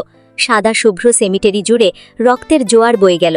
মুখ বেঁধে রাখা অবস্থাতেই গলাকাটা মুরগির মতো ছটফট করে উঠল জ্যাকবের জরাজীর্ণ দেহটা। তার কর্তিত শিরাগুলো থেকে ফিনকি দিয়ে ওঠা রক্ত সব প্রিসিলার চোখে মুখে আছড়ে পড়ল। এহেন বিভৎসতা দেখে থরথর করে কাঁপতে লাগল শরীর তার। দৃষ্টি ঝাপসা হয়ে এলো। কানের কাছে গুঞ্জন তুলল অসংখ্য ঝিঝি পোকার দল। ধরিত্রী জুড়ে ঘুটঘুটে আধার নেমে এলো। অতঃপর ছোট্ট শরীরটা নিয়ন্ত্রণহীন হয়ে ধীরে ধীরে লুটিয়ে পড়ল মাটিতে। রমণীর শীর্ণকায় মাটি ছোঁয়ার আগে হাত বাড়িয়ে তাকে পাখির পালকের মতোই ধরে ফেলল ইয়াস। সন্তর্পণে বুকে আগলালো। তক্ষুনি আধারের পর্দা ভেদ করে ল্যাম্পপোস্টের নিচে এসে দাঁড়ালো দুটো বিলাসবহুল রোলস রয়েস ফ্যান্টম। ইয়াস চোখ তুলে তাকালো। ধীরে ধীরে গাড়ি থেকে নেমে এলো সুটেড বুটেড কালো পোশাকধারী এক ঝাঁক বিশাল দেহ যুবক। ত্রস্ত পায়ে ইয়াসের দিকে এগিয়ে এসে সকলে একযোগে নতমুখী হয়ে সম্মান প্রদর্শন করল তাকে। Young master. ইয়াসের চোখে মুখে জলজল করে উঠল এক নৈশব্দিক কর্তৃত্ব আর অদৃশ্য প্রতাপ। ঠোঁটের কোণে ধরা দিল সূক্ষ্ম ক্রূর হাসির লেশ। মুখে বলতে হলো না কিছু। তার আজেই স্যুট পরিহিত গার্ডগুলো বাধ্য সহচরের মতো বলে উঠল, আপনি ম্যামকে নিয়ে গাড়িতে উঠুন young master, we will take care of everything here. সেদিনের পর গোটা একটা সপ্তাহ কেটে গেল ঘোর অনিশ্চয়তায়। গুনে গুনে প্রায় 7 দিন পর আবারও সোক সেক্স ম্যানারে প্রবেশ করল ইয়াস। যেহেতু পাপার সাথে তার একটা মানভিমানের পালা চলছে, তাই বরাবরের মতো প্রিসিলার রুমের বারান্দা ডিঙিয়ে ভেতরে প্রবেশ করল সে। তখন মাঝরাত। বাইরে মোম ঢালা জ্যোৎস্না হলেও নিকষ কালো আধারে ঘুটঘুট করছে ভেতরটা। ঘরের ভেতরে আলো নেই, নেই কোনো নিঃশ্বাসের আওয়াজ। অন্ধকার ঘরের চারিদিকে নীরব দৃষ্টি বুলিয়ে কপাল গোচালো ইয়াস। সচরাচর এ ঘরে এলেই হৃদয় স্পন্দন গতি হারায় তার। একটা মেয়েলি সুবাস মাদকাবিষ্টের মতোই আলগোছে ঘিরে ঠরে তাকে। কিন্তু আজ সবকিছু কেমন প্রাণহীন, ফিকে মনে হচ্ছে চারিপাশ। সহসা কিছুক্ষণ রুমের ভেতর পায়চারি করে করে ওয়াশরুমের দিকে গেল ইয়াস। এখানে এসেও দেখল বাইরে থেকে দরজা লক। প্রিসিলা রুমে নেই, ওয়াশরুমে নেই, তাহলে কোথায়? ভেতর ভেতর একটা দুশ্চিন্তা জেকে বসেছে তার। মস্তিষ্কে ঘুরপাক খাচ্ছে হাজারো প্রশ্ন বলায়। ঠিক সেই মুহূর্তে নিচতলায় টুংটাং করে গিটার বেজে উঠল। তার সাথে ভেসে এলো রিনরিনে সুমিষ্ট গলার সুর। এই মন পড়েছে আমার বড় দোটানায়, প্রেম দয়ে আনল হঠাৎ দমকা হাওয়ায়। এতটুকু গেয়ে আচানক থেমে গেল প্রিসিলা। ওর মনে হলো কেউ একজন খুব গভীর দৃষ্টিতে দেখছে ওকে। একজোড়া আবিষ্ট চোখ ক্রমশ ঘুরপাক খাচ্ছে ওর শরীরের প্রতিটি ভাঁজে। চিরচেনা সেই পুরুষালী গ্রাণ মোহগ্রস্ত করে তুলেছে ওকে। অস্বস্তিতে কাঁটা দিয়ে উঠেছে সর্বাঙ্গ। ঠিক সেই মুহূর্তে দিশেহারা মেয়েটাকে স্তব্ধ করে দিয়ে হঠাৎ গানের সঙ্গে সুর মিলিয়ে শীষ বাজালো কেউ একজন, যার কথাগুলো ছিল, এই আসে কি করল কি জাদু হায়। শীষের সুর অনুসরণ করে প্রিসিলা চোখ তুলে তাকাতেই দেখল দোতলার করিডরের রেলিংয়ে ঠ্যাস দিয়ে ওর দিকেই মোহাবিষ্ট চোখে তাকিয়ে আছে ইয়াস। দক্ষিণের জানালা দিয়ে হু হু করে ছুটে আসা একগুচ্ছ রেশমি হাওয়ায় এলোমেলো হয়ে উড়ছে তার ঘন কালো সিল্কি চুল। দৃষ্টি বিনিময় হতেই প্রিসিলাকে উদ্দেশ্য করে একটা চোখ ব্লিঙ্ক করল ইয়াস। সঙ্গে সঙ্গে হার্টবিট মিস হয়ে গেল প্রিসিলার। পরমুহূর্তেই হৃদস্পন্দন বেড়ে গেল দ্বিগুণ তালে। অতর্কিত লাজে চোখ নামিয়ে নিল সে। দৃষ্টি গিয়ে ঠেকল পায়ের পাতায়। তখনই ধাপ ধাপ করে পা ফেলে সিঁড়ি ভেঙে নিচে নেমে এলো ইয়াস। নতমুখী প্রিসিলাকে গভীর চোখে পরখ করে স্থিমিত স্বরে প্রশ্ন করল, গিটার বাজানো কেন শিখেছিস? চোখ তুলল প্রিসিলা। আস্তে ধীরে নিজের নীলাক্ষী দুটো স্থাপন করল ইয়াসের ধূসর বাদামি চোখে। তারপর ঠোঁট নাড়িয়ে অস্ফুট স্বরে জবাব দিল, তুমি ভালোবাসো বলে। আর বাংলা গানকে শিখিয়েছে হৃদমিলা। বিপরীতে প্রত্যুত্তর না করেই তপ্ত শ্বাস ছাড়ল ইয়াস। খানিকক্ষণ চারিদিকে দৃষ্টি বুলিয়ে ভ্রু কুঞ্চিত করে প্রশ্ন করল, আজ রুম থেকে সোজা নিচে চলে এলাম, তবুও পরিবেশ এত শান্ত কি করে বলতো? তোর তো এতক্ষণে পাপা মাম্মার ভয়ে গর্তে লুকিয়ে যাওয়ার কথা। ইয়াসের কথার বিপরীতে প্রিসিলা মুখ ভার করে বলল, পাপা মাম্মা বাড়িতে নেই, ওরা বিজনেস মিটিংয়ের জন্য আজকেই দুবাই যাচ্ছে। এতক্ষণে হয়তো এয়ারপোর্ট পৌঁছে গিয়েছে। প্রিসিলার কথা শুনে গম্ভীর চেহারাটা হুট করেই ঝলমাল করে উঠল ইয়াসের। কোনো এক অজানা আকাঙ্ক্ষায় বুকের ভেতরটা উদ্ভাসিত হল। তৎক্ষণাৎ কাউচের ওপর গা ছড়িয়ে বসল সে। সামনের কফি টেবিলের ওপর রাখা ফলের বাস্কেটটাকে দেখিয়ে প্রিসিলাকে উদ্দেশ্য করে বলল, একটা আপেল দে তো, খিদে পেয়েছে খুব। প্রিসিলা হাত বাড়িয়ে আপেল এগিয়ে দিতে গেলে হাত সমেত পুরো মানুষটাকেই কোলের ওপর এনে ফেলল ইয়াস। চকিতে ধরফরিয়ে উঠল প্রিসিলা। ওর গায়ে বারবি ডল থিমের একটা ওভারসাইজ টি শার্ট ছিল শুধু। ইয়াস আচমকা কোলে নিতেই সেটা হাঁটু ছাড়িয়ে উড়ুর অনেকটা উপরে উঠে গেল। সঙ্গে সঙ্গে ইয়াসের চোখের সামনে ভেসে উঠল মোমের মতো ফর্সা দুটো পা। দৃষ্টি ঘোলাটে হয়ে গেল তার। বুকের ভেতর সাড়া চাড়া দিয়ে ওঠা এক অদম্য বাসনার তরে বশীভূত হয়ে হাত রাখল প্রিসিলার উন্মুক্ত উরুতে। তৎক্ষণাৎ শীর্ণ দুহাতে ওর চোখ দুটো ঢেকে দিল প্রিসিলা। তবুও ঘোর কাটল না ইয়াসের। মেয়েটাকে বাহুবদ্ধ করে হাত দুটো সরিয়ে দিল চোখ থেকে। আচ্ছন্ন গলায় বলে উঠল, এভাবে লুকিয়ে কতদিন রাখবি? আমারই তো সবকিছু। তক্ষুনি স্রোতের বিপরীতে গিয়ে প্রসঙ্গ পাল্টালো প্রিসিলা। জোহরি গলায় বলে উঠল, তুমি জ্যাকফকে মেরে ফেলেছ তাই না? ভয় পাচ্ছিস আমাকে? আমাকে দেখে কি মনে হচ্ছে? You are afraid of just one move of mine. You are wrong mister husband. প্রিসিলার কথায় নিজের একটা ভ্রু চোকাভাবে উঁচিয়ে ফেলল ইয়াস। ঠোঁট বাঁকিয়ে উপহাসের স্বরে বলল, রিয়েলি? এবার ইয়াসের কোলের ওপরই সোজা হয়ে বসল প্রিসিলা। দু পা রেখে দিল তার কোমরের দুদিকে। চোখে চোখ রেখে জোরালো গলায় বলল, আমার প্রিন্স চার্মিংয়ের দরকার নেই। I want to be the worth just to have me. প্রিসিলার বাক্য সম্পন্ন হওয়া মাত্রই ওকে সেই অবস্থাতেই কোলে তুলে পড়ল ইয়াস। গ্রীবা নামিয়ে ঠোঁটের কাছে ঠোঁট নিয়ে হিসহিসালো, and I am that villain. সহ্য করতে পারবি তো আমায়? প্রিসিলা মূলত ইয়াসের মনোযোগ বিচ্যুত করার জন্যই নানাভাবে প্রসঙ্গ বদলাতে চেয়েছিল, কিন্তু একরোখা ইয়াস যেন প্রতিজ্ঞাবদ্ধ হয়ে এসেছে। প্রিসিলাকে এলোমেলো করেই ছাড়বে ও আজ। সহসা ছেলেটার এক কথায় বেলুনের মতো চুপসে গেল প্রিসিলার মুখ। তা দেখে ঠোঁট বাঁকালো ইয়াস। গভীর শীতল গলায় আওড়ালো, you can't manipulate the manipulator babes. শুল্ক একটা ঢোক গিরল প্রিসিলা। কুণ্ঠিত স্বরে প্রশ্ন করল, এবার তুমি কি করবে ইয়াস? যেটা আরও আগে করার কথা সেটাই করব। কথাটা বলেই প্রিসিলা সমেত সোজা উপরে চলে গেল সে। আজ বহু দিন বাদে প্রবেশ করল নিজের ঘরে। ভেতরে ঢোকা মাত্রই স্বয়ংক্রিয় সেই যান্ত্রিক রমণী মিষ্টি গলায় অভিবাদন জানালো তাকে, হোলা ইয়াং মাস্টার। হোলা! আজই হয়তো জীবনে প্রথমবার রোবটটিকে বকাঝকা না করে তার সঙ্গে শান্তভাবে বাক্য বিনিময় করেছে ইয়াস। তার এই কাণ্ডে অবাক হল প্রিসিলাও। চরম বিস্মিত হয়ে মুখ ফুটে বলতে যাবে কিছু, সেই সুযোগটাও দিল না ইয়াস। তার আগেই ওকে ছিঁড়ে ফেলল শুভ্র চাদরে ঢাকা নরম বিছানার ওপর। অতঃপর আলতো হাতে শার্টের বোতামগুলো খুলতে খুলতে নিজেও এগিয়ে গেল সেদিকে। যেতে যেতেই গভীর স্বরে আওড়ালো, the more I hide my feeling the more they show, the more I deny my love the more they grow. আর এখন সব কিছু আমার নিয়ন্ত্রণের বাইরে। তোকে ছাড়া আর এক মুহূর্তও সম্ভব নয় Priscilla, not a single moment. কথাগুলো বলতে বলতে প্রিসিলার দিকে ঝুঁকে আসতেই তাড়াহুড়ো করে উঠতে চাইল মেয়েটা। সঙ্গে সঙ্গে ইয়াস ওর হাত দুটো মাথার উপরে তুলে কঠোর গলায় প্রশ্ন করল, কোথায় যাচ্ছিস? না মানে। প্রিসিলা কাচুমাচু করছে অযথাই। তা দেখে দৃষ্টি শিথিল হয়ে গেল ইয়াসের। নির্বিকারে ঝুঁকে এলো সে প্রিসিলার দিকে। প্রথমে নীলাক্ষী চোখে চোখ রাখল, রেশমের মতো লম্বা চুলের ভাঁজে হাত বুলালো। অতঃপর ঠান্ডা শীতল গলায় বলল, দেখতে পাচ্ছিস না কষ্ট হচ্ছে? I am just craving for you. কিন্তু পাপা তো তোমার ওপর রেগে আছে। এই অবস্থায় আমরা এভাবে। বাক্য সম্পন্ন করতে পারল না প্রিসিলা। তার আগেই ওর রক্তকমল ওধা ধরে নিজের রুক্ষ ঠোঁটের নোঙর ফেলে থামিয়ে দিল ইয়াস। সেভাবেই হিসিয়ে বলল, পাপা জানবে না। ছোট্ট শব্দে প্রত্যুত্তর করে মেয়েটার মোমের মতো পা দুটো নিজ হাতের উপর নিল সে। অন্য হাতে পকেট থেকে কিছু একটা বের করে আনল। আলো আধারির মাঝেই প্রিসিলা খেয়াল করল ওটা একটা ঝিনুকের পায়েল। কোনো বাক্য বিনিময় ছাড়াই সেটিকে প্রিসিলার কোমল পায়ে পরিয়ে দিল ইয়াস। মুখ ফুটে বলল, অনেক আগেই পরিয়ে দিতে চেয়েছিলাম, কিন্তু সুযোগ হয়নি। অতঃপর মেয়েটাকে বুদ্ধিভ্রষ্ট বানিয়ে দিয়ে আচানক করে করল একটা অপ্রত্যাশিত কাজ। হুট করেই পায়েও জড়ানো রিমরিমে পাটিকে কাছে টেনে এনে ঠোঁট ছোয়ালো তার পাতায়। ইয়াসের অদ্ভুত কাণ্ডে অকস্মাৎ জমে গেল প্রিসিলা। শুল্ক একটা ঢোক গেলে কম্পমান স্বরে আওড়ালো, তোমাকে আমি এইভাবে দেখতে অভ্যস্ত নই ইয়াস। অভ্যেস হয়ে যাবে। ছেলেটার নির্বিকার প্রত্যুত্তর। পরপরই ওর জামায় হাত রাখল সে। উদ্যত হলো টেনে তোলার প্রয়াসে। তখনই ফের ওর হাতটাকে শক্ত করে চেপে ধরল প্রিসিলা। এদিক ওদিক মাথা নাড়িয়ে কাঁদো কাঁদো হয়ে বলল, আমার খুব ভয় করছে Yash, you are too much dominant.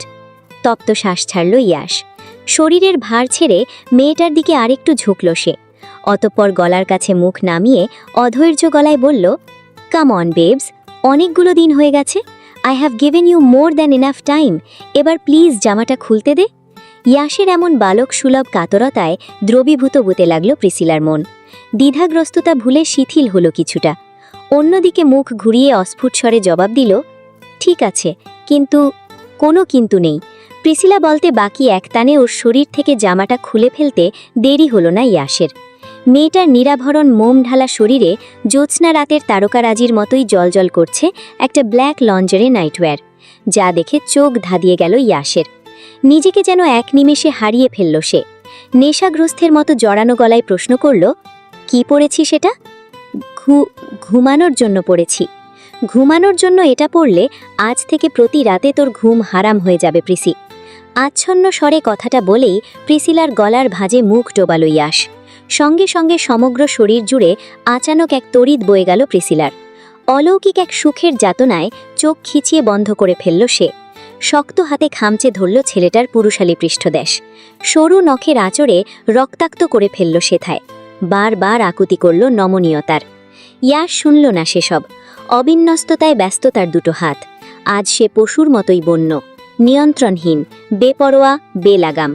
তবুও প্রিসিলার মৃদু আর্তনাদে এক মুহূর্তের জন্য মুখ তুলল ইয়াস। হিসিয়ে প্রশ্ন করল, আমার ঠোঁটের পিয়ার্সডগুলো কি তোকে বেশি কষ্ট দিচ্ছে? খুলে ফেলবো এগুলো? প্রিসিলা কোনো উত্তর দিতে পারল না। চোখ দুটো ভিজে আছে তার। কণ্ঠতালু শুকিয়ে কাঠ। নিবিড় ঘোলাটে চোখে শুধু তাকিয়ে রইল ওই ধূসর বাদামি চোখের গভীরে, যেন মৌন প্রশ্নে আন্দোলিত করে তুলল ইয়াসকে। সেই প্রশ্নের সবটুকু প্রতিফল উসুল করার জন্যই বুঝি উন্মাদের মতো চড়াও হয়ে উঠল প্রিসিলা। এক মুহূর্তের জন্য আর বিশ্রাম দিল না মেয়েটাকে। ফুরসত দিল না কথা বলার, বরং তার শরীরের সবটা জুড়ে নিজের সর্বগ্রাসী অস্তিত্ব লেপে দিতে দিতে অদ্ভুত মোহগ্রস্ত স্বরে আওড়ালো, you are mine Prissy, say it, tell me you are mine. কষ্টের মতো অলৌকিক এক সুখের অত্যাচারে থরথর কাঁপছে তখন প্রিসিলা। চোখের কোণে অশ্রুজোয়ার। এলোমেলো মেয়েটা সেভাবেই নিজের সর্বস্ব সমর্পণ করল অপ্রিয় অথচ সবচেয়ে কাছের মানুষদের নিকট। রুদ্ধশ্বাসে জানান দিল, yours, I am yours, all yours. Prissy, এই প্রিসি, প্রিসিলা। অস্পষ্ট নারীকণ্ঠের প্রভাবে মাথাটা ঝিমঝিম করছে প্রিসিলার। মনে হচ্ছে কেউ একজন ওর নাম ধরে ডাকছে ক্রমাগত, অথচ চোখের পাতা ভীষণ ভার। আঠার মতো লেগে আছে অক্ষিপুট। মস্তিষ্কের সিগন্যাল এখনও ঠিকঠাকভাবে পৌঁছায়নি শরীরে। তখনই ফের কর্ণকুহরে ঝঙ্কার তুলল আগন্তুক, প্রিসিলা, এই প্রিসিলা। দ্বিতীয়বার ডেকে উঠতেই তন্দ্রাভাব কেটে গেল প্রিসিলার। আড়মোড়া ভাঙতে গিয়ে এক অস্বাভাবিক ব্যথায় টনটন করে উঠল তার শরীর। মনে হলো কেউ পেছন থেকে আষ্টেপৃষ্ঠে জড়িয়ে ধরে মুখ গুজে রেখেছে ওর লম্বা চুলের ভাঁজে। পায়ের মাঝে পা তুলে দিয়েছে। শক্ত দুটো পুরুষালী হাত অসীম কর্তৃত্ব নিয়ে আঁকড়ে ধরেছে তার ছোট্ট উদর। শরীরের সঙ্গে জড়িয়ে থাকা সেই মানবের উপস্থিতি টের পেতেই অদ্ভুত এক শিহরণ বয়ে গেল প্রিসিলার অন্তর জুড়ে। সর্বাঙ্গে ছড়িয়ে পড়ল ভালোবাসার প্রলেপ মাখা অসহ্যকর এক মিষ্টি যন্ত্রণা। সেই সুখের ব্যথায় কাতরে উঠল প্রিসিলা। সুদৃঢ় বাঁধন থেকে ছাড়া পেতে আবারও নড়েচড়ে উঠতে গিয়ে ব্যথায় কুঁকড়ে গেল তার শরীর। ফলস্বরূপ অস্পষ্ট স্বরে গুঙিয়ে উঠে চোখ খুলল তক্ষুনি। ঝাপসা দৃষ্টিজোড়া সকালের কোমল আলোর সংস্পর্শ পেতেই সামনের দৃশ্য দেখে ভূতগ্রস্তের মতো আতকে উঠল প্রিসিলা। আজকের দিনের সবচেয়ে বড় অঘটনটা বোধহয় মাত্রই ঘটে গেল। ঘুম জড়ানো চোখ দুটো কপালে উঠে গেল তার। কয়েক মুহূর্তের জন্য নিঃশ্বাস আটকে রইল। সময় নিল পরিস্থিতি বুঝে ওঠার। অতঃপর অসহনীয় নিস্তব্ধতা ভেঙে কাঁপা কাঁপা গলায় বলে উঠল, মাম্মা, পাপ্পা, তোমরা এখানে? তুষার আর ফ্লোরা তখনও কিংকর্তব্য বিমূঢ় হয়ে দাঁড়িয়ে আছে ওদের সামনে। দুই জোড়া আগুন ধরানো দৃষ্টির তোপে পড়ে ধরফড়িয়ে উঠে বসতে চাইল প্রিসিলা। তখনই ওকে তড়িৎ হাতে বুকে টেনে নিল ইয়াস। দুহাতে তার কোমর আঁকড়ে ধরে ঘুম জড়ানো গলায় বলল, উঠিস না বেবস, রাতে খুব জ্বালিয়েছিস। এখন উঠলে জ্বরটা আবারও কামব্যাক করবে। ছেলের কথা শুনে তুষার আর ফ্লোরার নয়ন বিস্ফোরিত হল। একে অপরের দিকে বিহ্বল ভঙ্গিতে চাওয়াচাবি করল তারা। তা দেখে ঢোক গিলল প্রিসিলা। কোনোমতে জোর জবরদস্তি করে ইয়াসকে নিজের থেকে ছাড়িয়ে উঠে বসল চট করে। অতঃপর মায়ের দিকে তাকিয়ে শুকনো মুখে প্রশ্ন করল, মাম্মা, তোমরা এত সকালে? না মানে তোমাদের তো। বাক্য সম্পন্ন করতে পারল না মেয়েটা, তার আগেই ওর মুখের কথা কেড়ে নিল তুষার। রাশভারী কণ্ঠে বলে উঠল, তোমার মাম্মা আর আমি বাড়িতে ফিরেছি। এটা তোমার কাছে এতটা আনএক্সপেক্টেড কেন লাগছে? পাপ্পা, আমি আসলে ওভাবে। এবারও কথা শেষ করতে পারল না সে। মাঝখান থেকে ফ্লোরা বলল, রাখো তো তোমার পাপার কথা। কিছু কূটনৈতিক সমস্যার কারণে রাতে আমাদের ফ্লাইট ক্যান্সেল হয়েছে, তাই তোমার কথা চিন্তা করে রাতটা হোটেলে কাটিয়ে সকাল সকাল বাড়ি ফিরে এসেছি। কথার এই পর্যায়ে ভ্রু কুচকালো ফ্লোরা। পেছনের কাউচের উপর ঘুমিয়ে থাকা ইয়াশকে আর চোখে পরক করে প্রশ্ন করল, কিন্তু তোমরা দুজন রুমে না গিয়ে এভাবে হল রুমের কাউচে কেন শুয়ে আছো? ইজ এনিথিং রং বেটা? মায়ের শেষ প্রশ্নটা শুনে লজ্জায় দুঃখে কান্না পেয়ে গেল প্রেসিলার। ইচ্ছে করল মাটি দুভাগ করে তার ভেতর ঢুকে যেতে। এখন মাকে সে কিভাবে বলবে যে তার আদরের ছেলের বেপরোয়া ভালোবাসার তীব্রতায় রাতে গা কাঁপিয়ে জ্বর এসেছিল প্রেসিলার? প্রচণ্ড শারীরিক দুর্বলতায় জ্ঞান হারিয়েছিল তক্ষুনি। তারপর যখন চোখ মেলল তখন নিজেকে এই কাউচের ওপর স্যালাইন সহ আবিষ্কার করল সে। ইয়াশকে জিজ্ঞেস করলে সে জানায় ডাক্তার এসে চেক আপ করে লাগিয়ে দিয়ে গেছে। এরপর বাকি রাতটুকু দুজনে এখানে শুয়েই কাটিয়ে দিয়েছে ওরা। বুঝতে পারেনি সকালবেলাতেই এত বড় একটা অঘটন ঘটে যাবে। প্রশ্নের জবাব না দিয়েই তখন থেকে চুপচাপ উদাসীন হয়ে দাঁড়িয়ে আছে প্রেসিলা। মুখ চোখও শুকনো লাগছে ভীষণ। সহসা এগিয়ে এসে ওর মুখোমুখি দাঁড়ালো ফ্লোরা।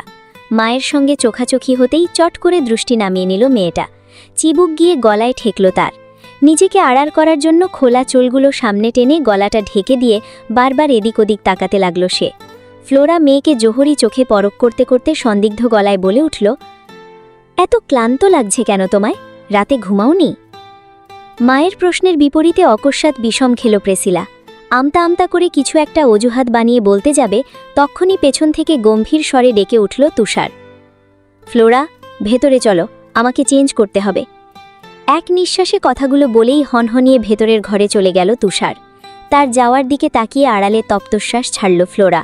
হতাশ হয়ে স্বগতোক্তি করল, এতগুলো বছর পরেও জামা কাপড় নিয়ে এই লোকটার খুঁতখুঁতে স্বভাব আর গেল না। আমার হাতের ধোয়া আয়রন করা পোশাক না পরলে কি এমন অমঙ্গল হয়ে যায় বুঝি না বাপু। দাঁত কিলুমিরিয়ে কথাগুলো বলতে বলতে তুষারের পিছু পিছু রুমে ছুটল ফ্লোরা।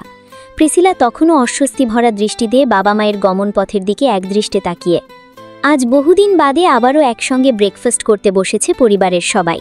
প্রিসিলা বসেছে পাপার পাশের চেয়ারটাতে। তার মুখোমুখি বিপরীত দিকের চেয়ারটাতে বসেছে ইয়াশ।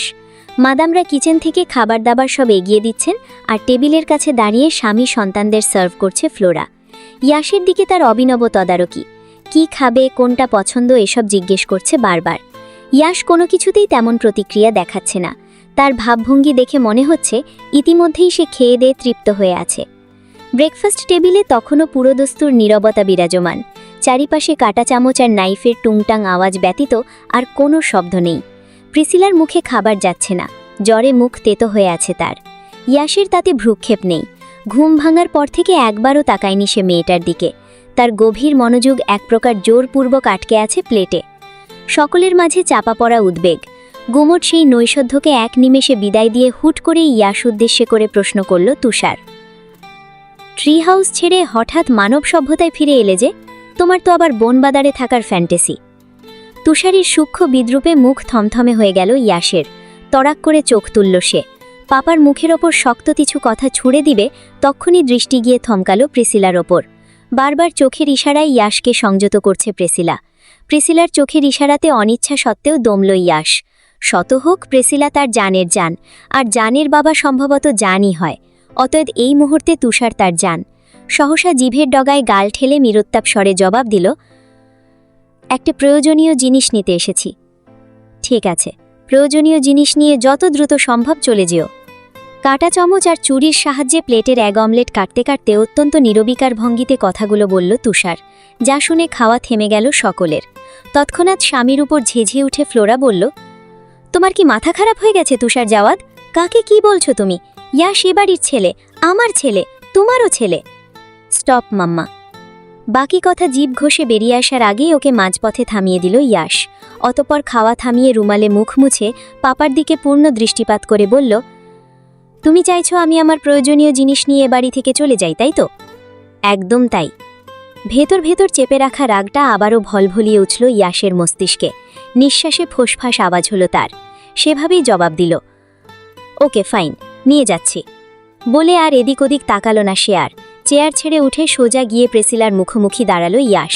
প্রিসিলা খাবার রেখে মুখ তুলে তাকাতেই সবাইকে আশ্চর্যের শিখরে পৌঁছে দিয়ে মেয়েটাকে হঠাৎ কাঁধে তুলে নিল ইয়াশ। তারপর আর কাউকে কোনো কৈফিয়ত দেওয়ার প্রয়োজন বোধ করল না। হন হন করে বেরিয়ে গেল বাড়ি থেকে। ইয়াশ চলে যেতেই বিচলিত হয়ে উঠল ফ্লোরা। তুষারের দিকে অগ্নিদৃষ্টি নিক্ষেপ করে বলল, তোমার সমস্যাটা কি তুষার জাওয়াদ? কেন আমার ছেলে মেয়ে দুটোকে এভাবে বাড়ি ছাড়া করলে? ওদের ছাড়া আমি বাঁচতে পারবো ভেবেছ? তখনও নিরবিকার তুষার মনোযোগ খাবার প্লেটে স্থির, সেভাবেই একপল চোখ তুলে তাকালো কান্নারত ফ্লোরার দিকে। চেহারায় গম্ভীর অভিব্যক্তি টেনে গলা খ্যাঁকড়ে বলে উঠল, এভাবে মরা কান্না জুড়েছ কেন? চোখ মোছো এক্ষুনি। স্বামীর কথায় কর্ণপাত করল না ফ্লোরা, উল্টে কান্নার তোর দ্বিগুণ বাড়িয়ে বলল, কাঁদব না তো কি করব? ছেলেটার সঙ্গে এত বাজে ব্যবহার কেন করলে তুমি?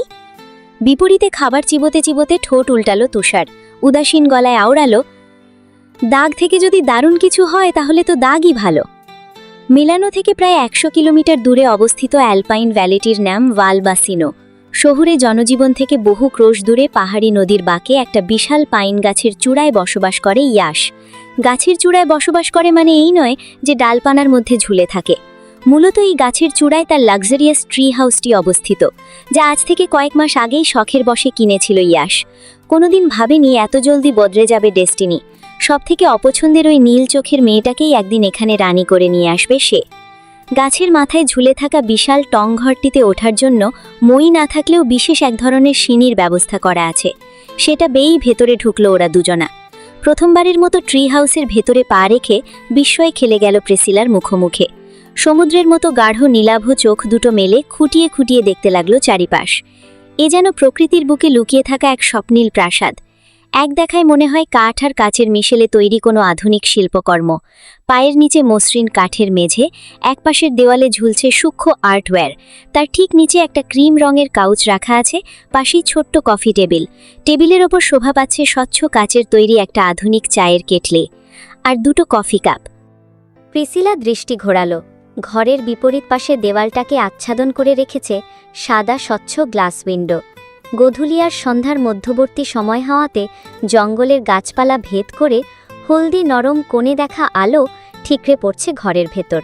সমগ্র দেওয়ালটা জলজল করছে হীরের মতো।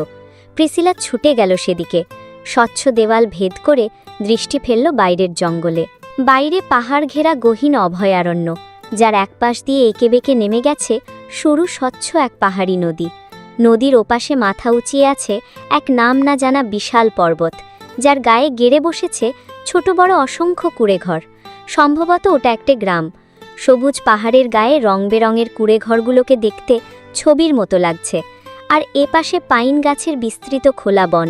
ঝোপঝাড় আর লতাগুল্মে আচ্ছাদিত এই নিবিড় বনে ফুটে আছে হরেক রকম ফুল। বুনো ফুলের সেই মিষ্টি সুঘ্রাণ বাতাসে ভেসে ঘরে প্রবেশ করছে। মনে হচ্ছে এটা কোনো ঘর নয়, বরং এক টুকরো শান্তি। প্রকৃতির শান্তিকে আলিঙ্গন করার প্রয়াসে চোখ বুজে গভীর শ্বাস টানল প্রিসিলা।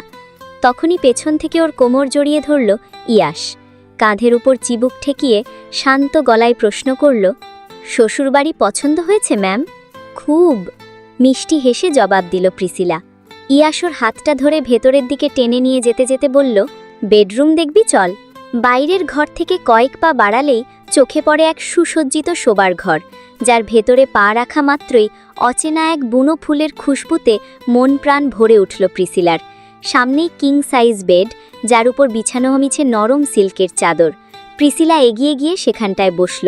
অতঃপর নাক টানতে টানতে চারিদিকে চোখ বুলিয়ে বলল, এটা কিসের সুবাস?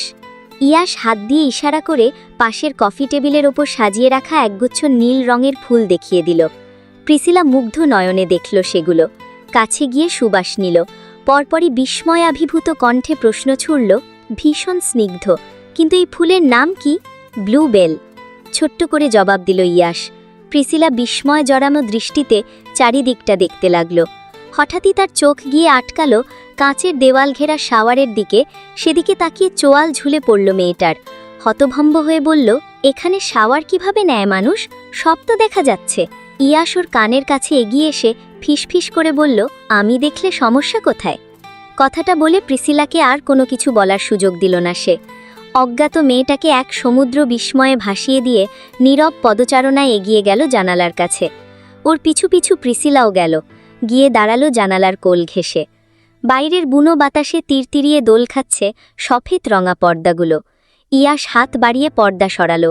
সঙ্গে সঙ্গে চোখের সামনে ভেসে উঠল একতাল খোলা আকাশ। চোখের সামনে দিয়ে পাল তোলা নৌকোর মতো উড়ু উড়ে যাচ্ছে অসংখ্য সাদা মেঘের ভেলা। এখান থেকে আকাশটা খুব কাছে মনে হয়, যেন হাত বাড়ালেই ছুঁয়ে ফেলা যাবে ওই সুদূর নীলিমা। খানিকক্ষণ মুগ্ধ নয়নে আকাশ দেখল প্রিসিলা। ইয়াসও তাকিয়েছিল নির্বাক হয়ে। পরপরই পাশ ফিরে তাকিয়ে প্রশ্ন করল মেয়েটা, শোবার ঘরে এত বিশাল জানালা কেন? ইয়াস আকাশের দিকে কিছু একটা ইশারা করে আচ্ছন্নর মতো জবাব দিল, ওদেরকে দেখব বলে। ওরা কারা? ওই যে আমার বাবা মা। এবারে কপাল গোচালো প্রিসিলা। আকাশের বুকে মানুষের অস্তিত্ব খুঁজে ফিরে অকপটে বলে উঠল, কিন্তু আমি তো কিছুই দেখতে পাচ্ছি না। বিপরীতে ঠোঁট বাঁকালো ইয়াস। নিরবিচ্ছিন্ন চাহিনিতে সুদূর আকাশটাকে পরখ করতে করতেই বরফ শীতল গলায় জবাব দিল, আমি পাচ্ছি। ঘড়িতে এখন রাত 8:49। বিকেলের শান্ত নিরিবিলি পরিবেশ এখন অশনি রূপ নিয়েছে। মেঘ থমথমে আকাশটা কেঁদে ভাসাচ্ছে দুনিয়া। বাইরের ভারী বাতাসে জঙ্গলের বড় বড় পাইন গাছগুলো দৈত্যের মতো মাথা নাড়াচ্ছে। ঝড় হচ্ছে প্রচুর। বৃষ্টির ঝাপটায় ট্রি হাউসের কাঁচের দেওয়ালে ছমছম করে আওয়াজ হচ্ছে।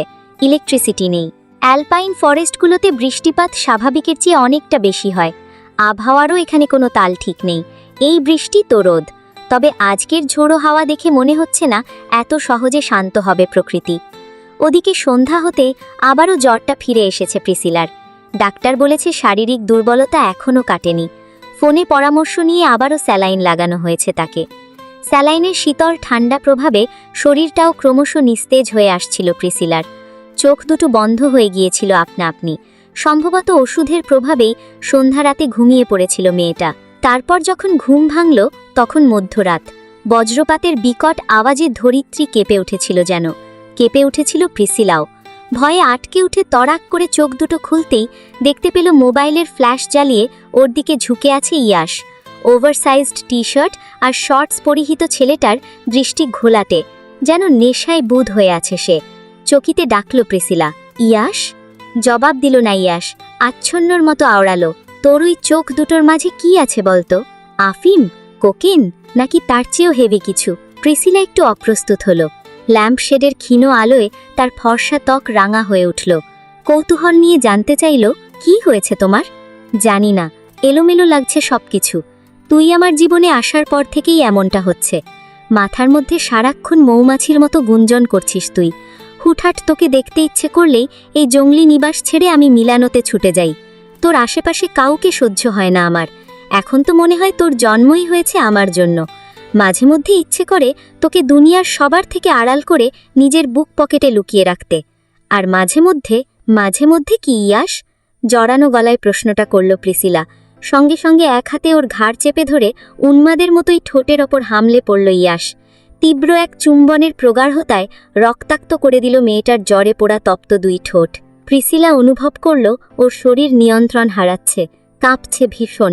অনুভূতিরা সব অশ্রু হয়ে চোখ বেয়ে গড়িয়ে পড়ছে। ইয়াসের ঠোঁটের তীব্রতা একটু শিথিল হতেই ঠোঁট নাড়ালো সে। Crazy. Yes, I am crazy about you babes. বলেই ইয়াসম ওপর ঝুঁকে গেল সে। প্রথমে ঠোঁট থেকে গ্রীবা, আর তারপর ওর নরম বুকে মুখ গুঞ্জল ইয়াস। ঘোর লাগা স্বরে বলে উঠল, আজ ফ্লোরা মাম্মা বারবার জিজ্ঞেস করছিল আমি কি খেতে চাই, আমার ফেভারিট খাবার কি। But it's know what, I couldn't say it, that my favourite is only her daughter. এক নিঃশ্বাসে কথাগুলো বলে মোহাচ্ছন্ন হয়ে ওর জামার চেনে হাত রাখতেই ইয়াসকে থামালো প্রিসিলা। সংকীর্ণ গলায় বলল, তুমি কি ভুলে গেলে আমার জ্বর? এদিক ওদিক মাথা নাড়ালো ইয়াস। কাতর স্বরে জানালো, না ভুলিনি। তোর এই জ্বরে পোড়া রক্তিম মোহময় মুখটা আজ আমাকে ভীষণ টানছে রে প্রিসি। তোর তপ্ত শরীরের আগুনে নিজেকে ঝলসে যেতে ইচ্ছে করছে খুব বেবস। একটু কষ্ট করে সহ্য করে নে বেবস, আইল বি জেন্টেল। বিপরীতে আর কিছুই বলতে পারল না প্রিসিলা। শুধু অনুভব করল তার জ্বরটা হু হু করে বাড়ছে। সেই সঙ্গে তাল মিলিয়ে বাড়ছে প্রকৃতির উত্তাল ঝোড়ো হাওয়া। ভেতরের তীব্র ঝড়ের কাছে বাইরের এলোমেলো হাওয়া বড্ড ফিকে মনে হলো ওর। থরথরিয়ে কাঁপল শরীর। তখনও কানে ভেসে এলো শরীরের সঙ্গে আষ্টেপিষ্টে মিশে থাকা ইয়াসের বুকের ভেতর নিরবিচ্ছিন্ন হৃৎস্পন্দন। ধুকপুক ধুকপুক ধুকপুক। সকালে ঘুম ভেঙে বিছানায় নিজেকে একা আবিষ্কার করল ইয়াস। আশেপাশে কোথাও মেয়েটা নেই, অথচ ওর শরীরের মিষ্টি সুঘ্রাণটা এখনও ইয়াসের চারিপাশে ম ম করছে। বালিশে লেগে আছে নেশাতুর চুলের সুবাস। খানিকক্ষণ উপুর হয়ে সেটাতে মুখ গুজে রাখল ইয়াস। তারপর আস্তে ধীরে বিছানা ছাড়তে গিয়ে দেখল তার টি শার্টটা কোথাও নেই। অগত্যা শুধুমাত্র ট্রাউজার পরিহিত অবস্থাতেই শোবার ঘর থেকে বেরিয়ে এলো ইয়াশ। বাইরে বেরোতেই দেখল ডান পাশের গ্লাস উইন্ডোজের সামনে দাঁড়িয়ে বাইরের মুক্ত দানার মতো চকচকে জলের ফোঁটাগুলো ছোঁয়ার বৃথা প্রয়াস করছে প্রিসিলা। মনোযোগ তার সেখানেই নিবদ্ধ। রাতভর বৃষ্টিতে ভিজে স্নিগ্ধ সাজে সেজেছে প্রকৃতি। গাছগাছালির মাথায় মাথায় খেলছে ভোরের নরম হাওয়া। দূর পাহাড়ের চূড়ায় উকি দিয়েছে একফালি হলুদাভু সূর্য। তেজহীন সোনাবরণ রোদের ছটা গাছের ফাঁক ফোকর ভেদ করে আছড়ে পড়ছে প্রিসিলার ঘুম ঘুম মায়াবী চেহারায়। গাঢ় নীলাভ চোখ দুটো অদ্ভুত দ্যুতি ছড়াচ্ছে যেন। একটু দূরে দাঁড়িয়ে চিবুকে আঙুল বোলাতে বোলাতে গভীর দৃষ্টে মেয়েটার আপাদমস্তক পরখ করতে লাগল ইয়াশ। ওভারসাইজড টি শার্টে ওকে ভালোই মানিয়েছে। তালগাছের মতো লম্বা ইয়াশের সাইজ ওর হাঁটুতে গিয়ে ঠেকেছে। কিউট লাগছে ভীষণ। কিছুক্ষণ নীরবে পর্যবেক্ষণ করে ধীরে পায়ে এগিয়ে গিয়ে পেছন থেকেই প্রিসিলার গা ঘেঁষে দাঁড়ালো ইয়াশ। শরীরের স্পর্শে কারোর উপস্থিতি টের পেয়ে চকিতে ঘুরে তাকালো প্রিসিলা। লম্বায় তার দ্বিগুণ ছেলেটা সহসা মাথা তুলে ঝেঝে উঠে বলল, কি সমস্যা তোমার? এভাবে ভয় দেখালে কেন? আমি কখন দেখালাম? তুই ভয় পেয়েছিস সেটা তোর সমস্যা। অমন দৈত্যের মতো লম্বা হলে ভয় পাওয়াটা কি অস্বাভাবিক? এবারে গ্রীবা নামিয়ে প্রিসিলার দিকে ঝুঁকে এলো ইয়াশ। সূক্ষ্ম বিদ্রুপ করে বলল, তুই পারলে হয়ে দেখা। প্রিসিলা ইয়াশের বিদ্রুপ গায়ে মাখালো না। ঘাড় বাঁকিয়ে ইয়াশের চোখে চোখ রেখে বলল, আমার লম্বা হওয়ার প্রয়োজন নেই। I already have a big boy. মেয়েটার কথা শুনে হাসি সংবরণ করতে পারল না ইয়াশ। ফিক করে হেসে উঠতেই প্রিসিলার মনে হলো চারিদিকটা কেমন আলো ঝলমলে হয়ে উঠল। পৃথিবী তার জরাজীর্ণ খোলস বদলে প্রাণোচ্ছল রূপে আবর্তিত হল। গাছের মাথায় ঝুলতে থাকা এই আটকুঠুরি ঘরে ধরা দিল এক অপার্থিব মোহময় দৃশ্য। প্রিসিলা মুগ্ধ নয়নে দেখল সেই দৃশ্য। আচ্ছন্নর মতো দু হাত বাড়িয়ে আঁকড়ে ধরল ওর পুরুষালী গাল। সপ্রশংসে গলায় বলল, তোমার হাসিটা সবচেয়ে সুন্দর। প্রিসিলার কথা শুনে চোখাভাবে ভ্রুম উঁচু করল ইয়াশ। সন্দিগ্ধ গলায় প্রশ্ন করল, হঠাৎ এত প্রশংসায় ভাসাচ্ছিস প্রিসি? ধান্দাটা কি, হ্যাঁ? প্রিসিলা দীর্ঘশ্বাস ছাড়ল। নরম গলায় আর্জি জানিয়ে বলল, আমার তোমাকে কিছু বলার আছে। বলে ফেলো, ইম্পর্ট্যান্ট কিছু। এবার একটু সিরিয়াস হলো ইয়াশ। হাতের সাহায্যে চুলগুলো ব্যাকব্রাশ করতে করতে বলল, কোন বিষয়ে? প্রিসিলা এবার শোবার ঘর থেকে একটা ডকুমেন্ট নিয়ে এসে ইয়াশের সামনে তুলে ধরল। সেটাতে তীক্ষ্ণ নজর বুলিয়ে ইয়াশ জানতে চাইল, এটা কোথায় পেয়েছিস? উত্তর দিল না প্রিসিলা। উল্টে তারস্বরে প্রশ্ন করল, তুমি ট্রেনিংয়ের জন্য অ্যাপ্লাই করেছিলে? পাপার খুব ইচ্ছে ছিল তাই এ পেটে। মুখ গোমরা করে কথাটা বলল ইয়াশ। প্রিসিলা জবাব দিল, উহু, ভুল বললে। তোমার ছোটবেলায় ড্যাডের খুব ইচ্ছে ছিল সে একদিন পাইলট হবে, কিন্তু জীবন তাকে সেই সুযোগটা দেয়নি। আর এজন্যই পাপা এত করে চায় তুমি পাইলট হও। হয়তো তোমার মাঝেই সে তার ভাইয়ের প্রতিচ্ছবি খুঁজে পায়। এটা দীর্ঘ 6 মাসের ট্রেনিং। আমি এই মুহূর্তে তোকে ছেড়ে কোথাও যাব না প্রিসি। রুক্ষ স্বরে কথাটা বলেই ঘুরে দাঁড়ালো ইয়াশ। সম্ভবত হেঁটেই চলে যাচ্ছিল, তখনই পেছন থেকে ওর হাতটা টেনে ধরল প্রিসিলা। ইয়াশ ফিরে তাকালে অনুনয়ের স্বরে বলল, ইয়াশ প্লিজ, শুধু পাপার নয়, এটা আমারও ইচ্ছা। I want to be a pilot's wife. তুমি কি আমার জন্য এটা করবে না? সঙ্গে সঙ্গে ছোট্ট নাজুক শরীরটাকে নিজের বুকে এনে ফেলল ইয়াশ। নরম গাল দুটো আঙুলের শক্ত বাঁধনে চেপে ধরে হিসিয়ে বলল, ম্যানিপুলেট করছিস? যদি বলি করছি, তোকে ছাড়া বাঁচা অসম্ভব। 6 মাসই তো, আমি অপেক্ষা করব। এবার একটু দমল ইয়াশ। প্রিসিলার কথার পাছে জুড়ে দিল এক অপ্রত্যাশিত কঠিন শর্ত। পারবি এই ট্রি হাউসে একা একা থাকতে? পারব, দৃঢ়তার সঙ্গে প্রত্যুত্তর করল প্রিসিলা। তৎক্ষণাৎ ওর কপালে কপাল ঠেকাল ইয়াশ। চেহারায় অসহায় অভিব্যক্তি ফুটিয়ে কাতর গলায় বলল, আমার অবর্তমানে যদি কেউ তোর ধারে কাছে ঘেঁষে, আমি তখন উন্মাদ হয়ে যাব প্রিসি। বিশ্বাস কর, সেই মানুষটার আগে আমি তোকে খুন করব। আদেশ মঞ্জুর, ছোট্ট করে উত্তর দিল প্রিসিলা। ইয়াশ আবারও বলল, ট্রি হাউস থেকে বাইরে পা রাখবি না, এক মুহূর্তের জন্যও না। রাখব না। Good girl. এবার তো বলো, তুমি যাবে? প্রিসিলার প্রশ্নের বিপরীতে ইয়াশ সরাসরি কোনো উত্তর দিল না, শুধু মাথা নাড়িয়ে বলল, you are going to be a pilot's wife very soon. প্রায় 6 মাস পরে। এখন বসন্তকাল। ফলে ফুলে পাখির কলতানে নববধূর মতোই সেজে আছে প্রকৃতি। চারিদিকে যেন রঙের মেলা বসেছে। গাছে গাছে পাতায় পাতায় ফুটে আছে নানান রঙের ফুল। পাহাড়ি চূড়ায় ঝর্ণার গা বেয়ে নেমে আসা হিমেল বাতাসে তখন বুনো ফুলের সৌরভ। শেষ বিকেলে সূর্যের তেজহীন কমলা রঙের আলোয় ঝলমল করে ওঠে ভুবন। দেখলে মন প্রাণ জুড়িয়ে আসে। গত 6টা মাস ধরে একাকী এই ট্রি হাউসে থাকতে থাকতে খুব অদ্ভুতভাবেই প্রকৃতির মায়ায় জড়িয়ে গেছে প্রিসিলা। কখনো নদীর বুকে বয়ে চলা কুলকুলে ওই জলের শব্দ কান পেতে শোনে, আবার কখনো ফুলের সঙ্গে অনমনে কথা বলে। গত বেশ কিছুদিন ধরেই ট্রি হাউসের সঙ্গে লাগানো ওক গাছের মগডালে এক চড়ুই দম্পতি এসে বাসা বেঁধেছে। তাদের সঙ্গেও ভাব হয়েছে। ওরা নাম দিয়েছে তরুলতা। ছেলে চড়ুইটা তরু আর মেয়েটা লতা। প্রতিদিন একবার করে বারান্দার ডেকে এসে ওদের সঙ্গে আলাপ জমায় প্রিসি। মাঝে মধ্যে 2-1টা গমের দানাও আপ্যায়ন করে খেতে দেয়। তরুলতা সম্ভবত নবদম্পতি। সারাক্ষণ একজন আরেকজনের সঙ্গে চিপকে থাকে তারা। ওই জন্য প্রিসিলাও খুব একটা ডিস্টার্ব করে না ওদের। নয়তো উড়ে এসে জুড়ে বসা এই প্রতিবেশী যুগল খুশগল্প করার জন্য খুব একটা মন্দ নয়। এমনই এক জানালার কার্নিশে ঝিমঝিম করতে থাকা মধ্য দুপুরে আর্টের সব সরঞ্জাম নিয়ে ছাদ খোলা কাঠের ডেকের ওপর এসে বসেছে প্রিসিলা। সারাদিন যেমন তেমন হলেও দিনের এই সময়টা একাকী বসে আর্ট করতে ভীষণ ভালো লাগে তার। অনেকক্ষণ ধরে কি আর্ট করবে ভেবে না পেয়ে জঙ্গলের পাশ দিয়ে বয়ে চলা পাহাড়ি নদীটিকে আঁকতে বসল সে। ইয়াশ ট্রেনিংয়ে যাওয়ার পরে পাপা মাম্মা অনেকবার নিতে এসেছিল তাকে, কিন্তু প্রিসিলা যায়নি। এমনকি ইয়াশকে দেওয়া কথা মতো কখনো বের হয়নি এখান থেকে। যখন যা কিছু প্রয়োজন হয়েছে মুখে বলার আগেই একদল কালো স্যুট পরিহিত বিশালদেহী মানুষ এসে প্রিসিলার দুয়ারে পৌঁছে দিয়েছে। প্রিসিলা জাগে না এরা কারা, তবে ইয়াশকে যেহেতু ইয়াং মাস্টার হিসেবে সম্বোধন করে তার মানে তারই সহচর। সাদা ক্যানভাসের ওপর সবুজ পাহাড়ের কোল ঘেঁষে এঁকে বেঁকে বয়ে চলা পাহাড়ি নদীটা ধীরে ধীরে জীবন্ত হয়ে উঠেছে প্রিসিলার রং বাহারি তুলির আছড়ে। ঠিক তখনই ওই ঘর থেকে টেলিফোনের আওয়াজ ভেসে এলো। ক্রিং ক্রিং ক্রিং। হঠাৎ টেলিফোনের শব্দে মুখর হয়ে উঠল মন কেমনের নিস্তব্ধ বিকেল। রং তুলি রেখে গায়ের অ্যাপ্রনটা খুলতে খুলতে দ্রুত সেদিকে ছুটল প্রিসিলা। হাঁপাতে হাঁপাতে ফোনটা রিসিভ করে কানে তুলতেই ওপাশ থেকে ভেসে এলো চিরচেনা সেই বিমুগ্ধ গলার স্বর। Good afternoon ব্যাবস। বাক্যটুকু শোনা মাত্রই অসীম পুলকতায় উদ্ভাসিত হয়ে উঠল প্রিসিলার মন কেমনের বিষণ্ণ বিকেল। গুড আফটারনুন, কিন্তু তোমার ওখানে তো রাত, তাই না? নিষ্পৃহ ভঙ্গিতে প্রশ্ন করল প্রিসিলা। ইয়াশ ক্লান্তি জড়ানো হাসি হেসে উত্তর দিল, হ্যাঁ ব্যাবস, এখন মাঝরাত। প্র্যাকটিস শেষ করে মাত্রই হোটেলে ফিরেছি। তুমি খুব ক্লান্ত, তাই না? ক্লান্ত নই। সুদূর ইটালির রেইন ফরেস্টে একটা পুতুলের মতো মেয়ে থাকে যার কণ্ঠস্বর শুনলে সব ক্লান্তি হাওয়ার মতো উড়ে যায় আমার। ইয়াশের কথা শুনে ঠোঁটের কোণে স্ফীত হাসি ফুটল প্রিসিলার। হাসতে হাসতেই হঠাৎ থমকে গেল প্রিসিলা। বিষাদ জড়ানো গলায় বলল, আমি তোমাকে মিস করছি ইয়াশ। আমার চেয়ে বেশি নয়। কবে ফিরবে? শীঘ্রই। ঠিক আছে, তাহলে এখন রাখছি। এত তাড়া কেন? আর্ট করছিস?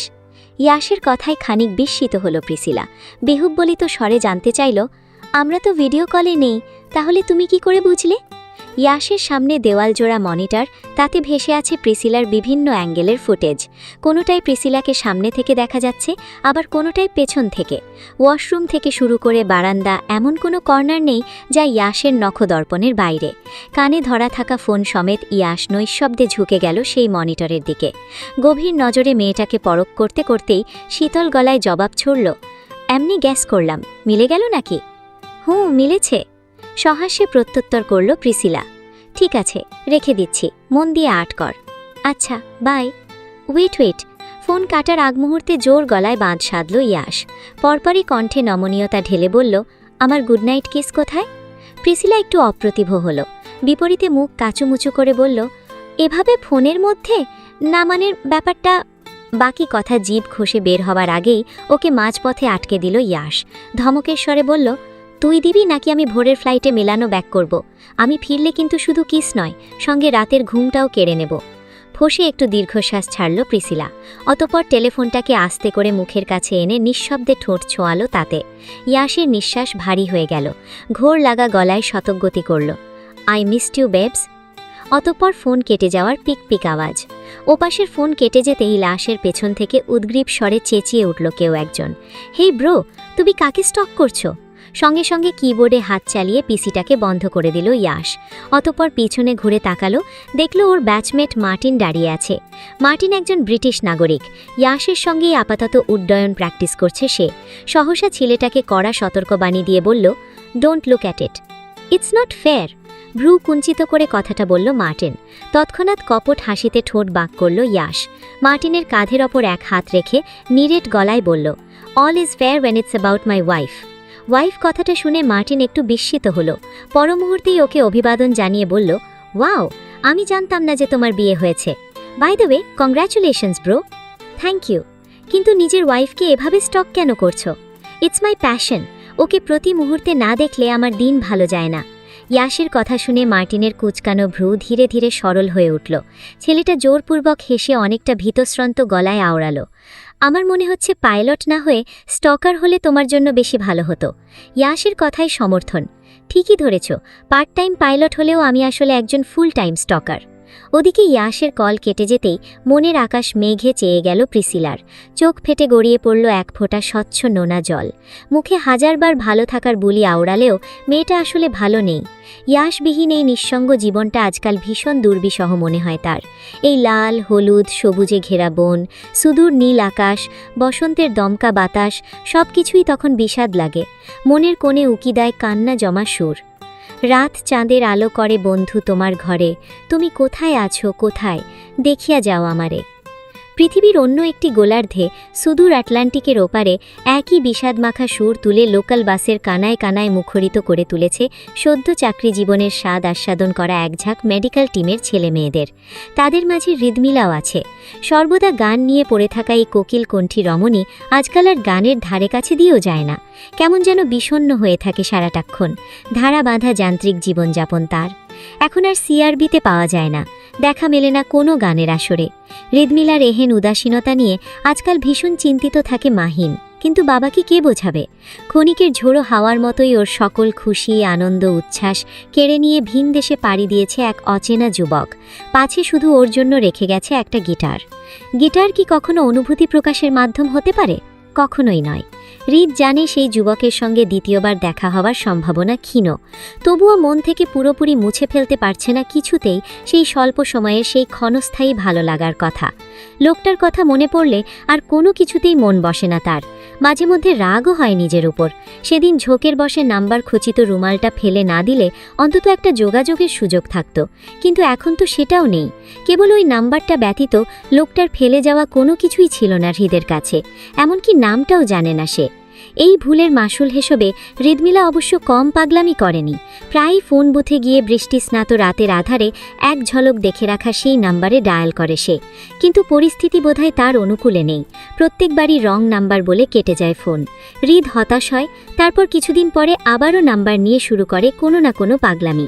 ওর হাতে ক্ষমতা থাকলে হয়তো রুমালটাই গিয়ে তুলে নিয়ে আসতো। কিন্তু আফসোস, দূর পাহাড়ের ওই খাদে পৌঁছনোর দুঃসাহস কোনো সাধারণ মানুষের নেই। সুন্দরবনের একটা মেডিকেল ক্যাম্প শেষ করে আজ আবারও ফেরার পথে বৃষ্টি হচ্ছে, ঝুম বৃষ্টি।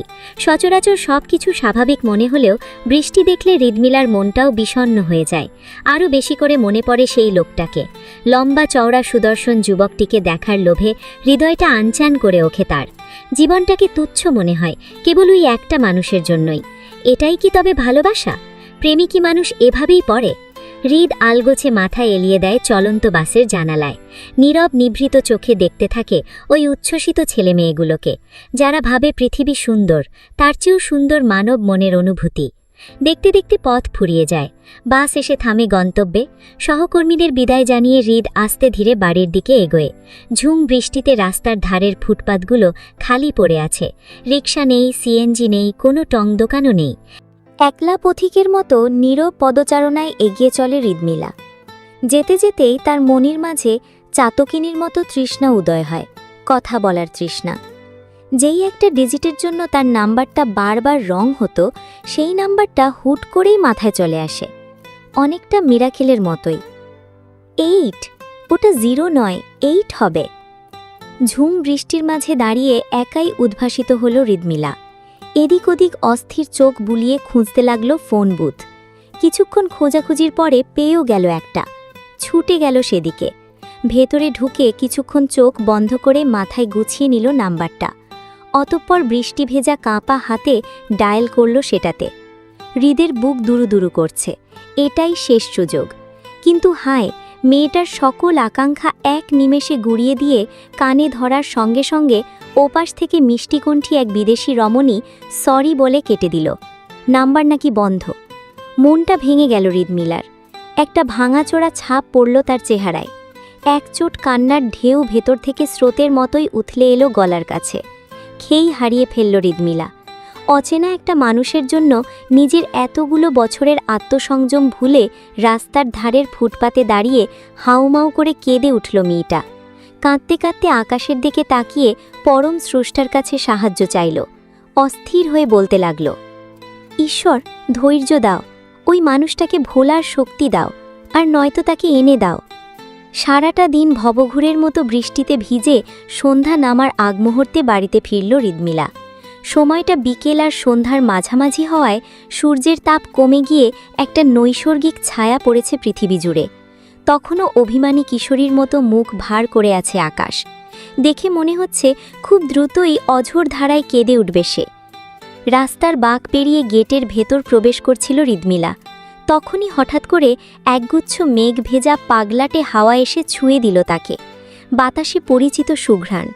প্রথমে ভ্রম মনে হলেও পরপর একই ঘটনার পুনরাবৃত্তি হওয়ায় আচানক দাঁড়িয়ে পড়ল মেয়েটা। ঘুরে তাকাতেই দেখল বৃষ্টি ভেজা চকচকে রাস্তার ওপারে একটা বিলাসবহুল টয়োটা দাঁড়িয়ে। হৃদের কপাল কুঁচকে গেল। কৌতূহল জড়ানো চোখে আরেকটু ঘুরে তাকাতেই দেখল গাড়ির সঙ্গে দাঁড়িয়ে আছে এক লম্বাটে যুবক। যুবকের ভেজা বসন, সম্ভবত বৃষ্টিতে ভিজেছে সারাটাক্ষণ। মেঘের ফাঁক গলে উকি দেওয়া সূর্যের ক্ষীণ রশ্মিতে ঝলমল করছে তার দুরন্ত মুখ। হৃদমিলাকে দেখা মাত্রই চোখ থেকে রোদ চশমা সরালো সে। সঙ্গে সঙ্গে চিরপরিচিত সেই মুখটা চোখের সামনে ভেসে উঠল হৃদমিলার। লোকটাকে দেখে প্রথমে বিমূঢ় বুদ্ধিভ্রষ্টের মতোই মেয়েটা পিছিয়ে গেল দুকদম। তারপর ঠিক একই গতিতে ছুটে এসে ছিটকে পড়ল তার বুকের ওপর। কান্নার দমকে কণ্ঠস্বর বুকে আসছে মেয়েটার। কথাগুলো অস্পষ্ট, তবুও রোহানের কর্ণকুহরে পৌঁছল একটা অদ্ভুত স্নিগ্ধ নাম, হৃদমিলা, আমি হৃদমিলা। ক্ষণিকের বিলম্বতায় সমস্ত সংকোচ ভুলে গেল রোহান। 2 হাত বাড়িয়ে আগলালো সে মেয়েটাকে। কপালের ওপর প্রকট এক চুমু খেয়ে জানান দিল, আমি রোহান, হৃদমিলার রোহান। দুজনের মনে ঝড় বয়ে চলা সুপ্ত অনুভূতি প্রকাশের নিমিত্তেই বুঝি আকাশ ভেঙে বৃষ্টি নামল। চোখের পলকে কাক ভেজা হলো দুটো প্রাণ। ভালোবাসা ভালো লাগায় মাখামাখি হয়ে মন গহীনে বেজে উঠল সুরের শয়লাভ। অনেক করে পাব, তোমার অনেক বেশি হব, হাতটা ধরে পথটা ভুলে মনির কথা কব। ইটালি। বসন্তের এক রৌদ্রোজ্জ্বল সকালে প্রিসিলার সমস্ত অপেক্ষার অবসান ঘটিয়ে ট্রেনিং শেষে সাকসেস ম্যানারে ফিরে এলো ইয়াশ। গাছে গাছে তখন চেরি ব্লসমের মেলা, বাতাসে মিষ্টি সুবাস। বছর ঘুরে মেপল পাতাগুলো আবারও নতুন রূপে সেজেছে। প্রকৃতির সাথে মিলেমিশে সেজেছে প্রিসিলাও। একটা সফট বেবি পিঙ্ক কালারের ফ্রক পরেছে। লম্বা রেশমের মতো সোনালি চুলগুলো ছেড়ে দিয়েছে পিঠের ওপর। সবশেষে ঠোঁটে সামান্য গ্লস লাগিয়ে আয়নার দিকে দৃষ্টিপাত করবে তক্ষুনি বাড়ির গ্যারেজ থেকে উচ্চস্বরে হর্নের শব্দ ভেসে এলো। আজ বহুদিন বাদে চিরচেনা ল্যাম্বরগিনির শব্দ পেয়ে বুকের ভেতর ধক করে উঠল প্রিসিলা। হর্নটা যে তাকে উদ্দেশ্য করেই দেওয়া হয়েছে তা আর বুঝতে বাকি নেই। সহসা সাজগোজ ফেলে রেখে উৎকণ্ঠা নিয়ে ছুটল মেয়েটা। সুদীর্ঘ লন পেরিয়ে ছুটে গিয়ে গাড়ির সামনে দাঁড়াতেই আচানক দুটো লম্বা হাত শূন্যে তুলে নিল তাকে। পাখির পালকের মতো ছোট শরীরটাকে বাহুবদ্ধ করে ঘোরাতে লাগল নির্নিমেষ। প্রিসিলার মাথা ঘুরে উঠল। অতর্কিত জড়িয়ে ধরল যুবকের প্রশস্ত কাঁধ। শব্দ করে চেঁচিয়ে উঠে বলল, থামো ইয়াশ, ভয় লাগছে তো আমার। সহাস্যে থামল ইয়াশ, তবে কোল থেকে নামালো না। হাতির বাঁধন শিথিল করে মুখের কাছে মুখ হালকা স্বরে বলল, বড় হয়ে গেছিস। আমি তো বড়ই ছিলাম। কথাটা বলেই ঠোঁট উল্টালো প্রিসিলা। বিপরীতে এক চিলটে কপট হাসির ঢেউ খেলে গেল ইয়াশের ঠোঁটের আগায়। তৎক্ষণাৎ একটা চোখ ব্লিঙ্ক করে হিসিসি আওড়ালো। আমার স্পর্শে আরও বড় হয়েছিস। প্রিসিলা লাল হয়ে গেল। ইয়াশের পিঠের উপর আলতো চাপড় মেরে বলল, ধ্যাত, অসভ্য। I am hungry Prissy, let me taste you. কথাটা বলেই আচানক প্রিসিলার ঠোঁটের দিকে ঝুঁকে এলো ইয়াশ। বহুদিনের দূরত্ব শেষে প্রচণ্ড খরায় এক পশলা বৃষ্টির মতোই দ্রবীভূত হলো মন। প্রিসিলা ধাতস্থ হল। চোখ বুঝল প্রিয় পুরুষের মোহময় স্পর্শের প্রতীক্ষায়। ঠিক সেই মুহূর্তে কাছাকাছি কারোর উপস্থিতি টের পেয়ে চকতি ঘাড় ঘোরালো দুজনে। দেখল ওদের থেকে কয়েক হাত দূরত্বে দাঁড়িয়ে আছে তুষার আর ফ্লোরা। পাপা মাম্মাকে দেখা মাত্রই আস্তে করে প্রিসিলাকে কোল থেকে নামিয়ে দিল ইয়াশ। অতঃপর ধীরে ধীরে এগিয়ে গেল তাদের নিকট। সদা সাবলীল অভিব্যক্তি ধরে রাখা তুষারের চোখে আজ বিস্ময়।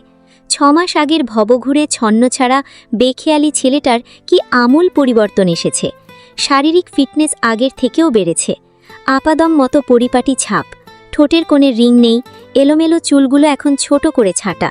সবসময় হুডি পরে ঘুরে বেড়ানো ছেলেটার গায়ে ধূসর রঙের ফর্মাল শার্ট, তারপর গাঢ় কালো রঙের ভেস্ট, গলায় শোভা পেয়েছে কালো রঙের নিপুণিত টাই। বিগত 6 মাসে যে ইয়াশ ইউবান অনেক বেশি পরিবর্তিত হয়েছে তা আর বোঝার অপেক্ষা রাখে না। ইয়াশ কাছাকাছি আসতেই তুষারের দুচোখ গর্বে চিকচিক করে ওঠে। মুখে কিছু বলার আগেই ইয়াশ নিঃশব্দে জড়িয়ে ধরে তাকে। কয়েক মুহূর্তের জন্য স্তব্ধ হয়ে যায় তুষার। ছেলের সঙ্গে সেই ছোটবেলায় এমন মধুর মুহূর্ত কাটিয়েছে সে। বড় হওয়ার পর থেকে ইয়াশটা কেমন গুটিয়ে নিয়েছিল নিজেকে। আজ হঠাৎ এমন করে জড়িয়ে ধরায় তুষারের বুকের ভেতর আনন্দের পাহাড় ভাঙল। রুদ্ধশ্বাসী প্রশ্ন করল, তুমি রেগে নেই? সেই প্রশ্নের উত্তর দিল না ইয়াশ। উল্টো পাপাকে শক্ত হাতে আলিঙ্গন করে কৃতজ্ঞতা মিশ্রিত কণ্ঠে বলে উঠল, thank you papa, thank you for giving me the most precious gift in the world. নিভৃতে হাসল তুষার। ছেলের পিঠের উপর আলতো চাপড় দিয়ে বলল, I am so proud of you champ, truly proud of you. তখনই পাশ থেকে ভেসে এলো ফ্লোরার অভিমানী কণ্ঠ, পাপা ছেলে কি সুন্দর ভাব বিনিময় করছে, এদিকে আমি যে একটা মানুষ সাইডে দাঁড়িয়ে আছি সেটা কেউ খেয়াল করছে না। ফ্লোরার বলতে বাকি তৎক্ষণাৎ এগিয়ে এসে তাকে কোলে তুলে নিল ইয়াশ। হকচকে উঠল ফ্লোরা, অধৈর্য গলায় বলল, কি করছো দুষ্টু ছেলে, মাম্মা পড়ে যাব তো। আগে তুমি আমাকে কোলে নিতে, আর এখন আমি তোমায় নিচ্ছি, সিম্পল। বলেই মাম্মা সমেত ঘরের দিকে হাঁটা ধরল ইয়াশ। যেতে যেতেই বলল, আজ তোমার সব কথা শুনব, একদম বাধ্য ছেলে হয়ে, প্রমিস।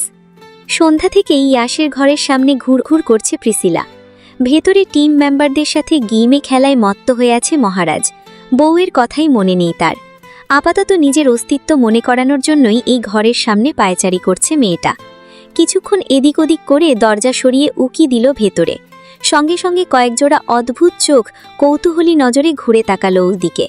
যেন প্রিসিলা অন্য গ্রহের প্রাণী, ভুলবশত পৃথিবীতে ল্যান্ড করে ফেলেছে।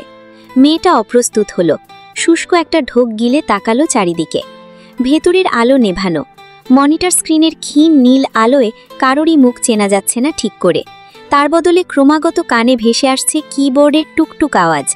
এখানে আসার পরেও ইয়াশের কোনো বার্তা নেই। সে গেম খেলছে একইভাবে। ফলত হতাশ দীর্ঘশ্বাস ছাড়ল প্রিসিলা।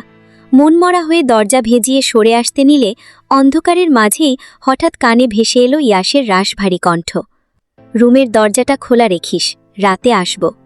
ইয়াশের কথা শুনে টিম মেম্বাররা সব হৈ হৈ করে উঠল। কেউ তো টিপ্পনি কেটে বলে উঠল, ছোট বোনের রুমে তোমার কি কাজ রে? ওদের হাসি ঠাট্টা শুনে রাগে দুঃখে শরীরটা রি করে উঠল প্রিসিলা। তৎক্ষণাৎ জোরে জোরে পা ফেলে ছাদের দিকে এগিয়ে যেতে যেতে তেতো গলায় স্বগতি করল, খোলা রাখবো না ছাই, আসুক আজ আমার কাছে। কার খবর আছে? পিছন থেকে হঠাৎ ইয়াশের কণ্ঠ শুনে চমকে লাফিয়ে উঠল প্রিসিলা। ভূতগ্রস্তের মতো পেছনে তাকিয়ে বলল, তুমি এখানে? কোথায় যাচ্ছ? বলবো না, তুমি যাও গিয়ে মেম্বারদের সাথে গেম খেলো। বলেই হনহনিয়ে সিঁড়ি ভেঙে রুফটপে উঠে গেল প্রিসিলা। ইয়াশও গেল ওর পিছু পিছু। বাইরে জোর হাওয়া দিচ্ছে, গাছের পাতা পাগলের মতো উঠছে। আকাশের হাসি মুখে জ্যোৎস্না বিলাচ্ছে শুক্লপক্ষের একাদশী চাঁদ।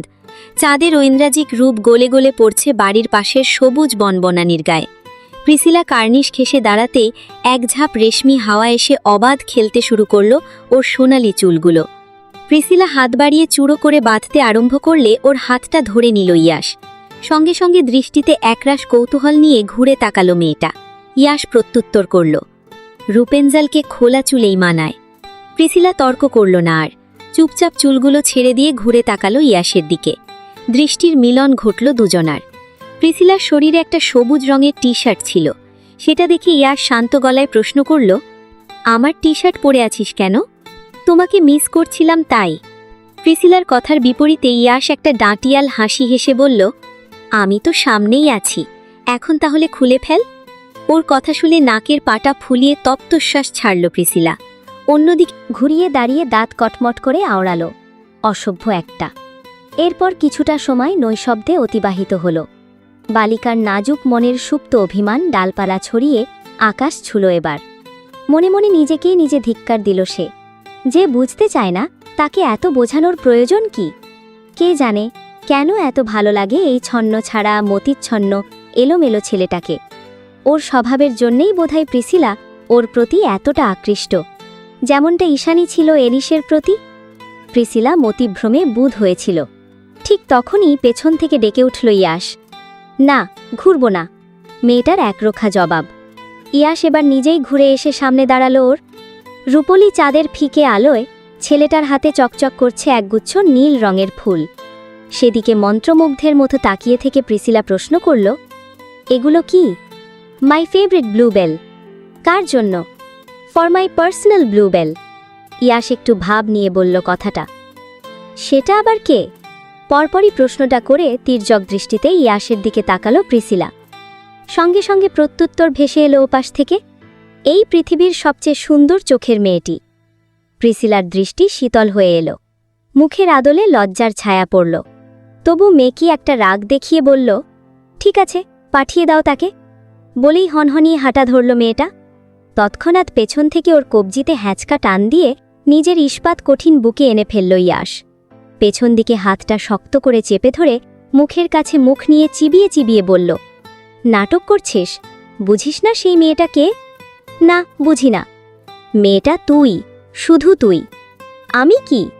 ইয়াসকে রাগিয়ে দেওয়ার প্রচেষ্টাই সদা তৎপর রমণী। কিন্তু ইয়াস আজকে রাগ দেখালো না। উল্টো প্রিসিলাকে শক্ত করে বুকে চেপে বলল, আমার ধূসর জীবনের একমাত্র নীল রঙের ফুল তুই, মাই বিউটিফুল ব্লুবেল। আর এতক্ষণে ইয়াসের বুকের মাঝে আদুরে বিড়াল ছানার মতোই গুটিয়ে গিয়েছে প্রিসিলা। সেভাবেই ওর গায়ে নাক ঘষে প্রশ্ন করল, আর? প্রিসিলার চুলের ভাঁজে অগণিত চুমু খেল ইয়াস। অতঃপর মহাচ্ছন্ন স্বরে প্রত্যুত্তর করল, আর I love you, really, really love you.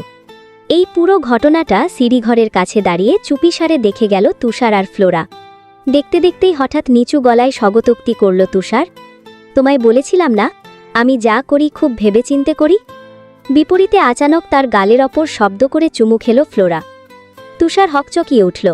ঘাড় ঘুরিয়ে ফ্লোরার দিকে পূর্ণ দৃষ্টিপাত করে বলল, কি করছো? ছেলে মেয়েগুলো ওখানে। সে কথা গ্রাহ্য করল না রমণী।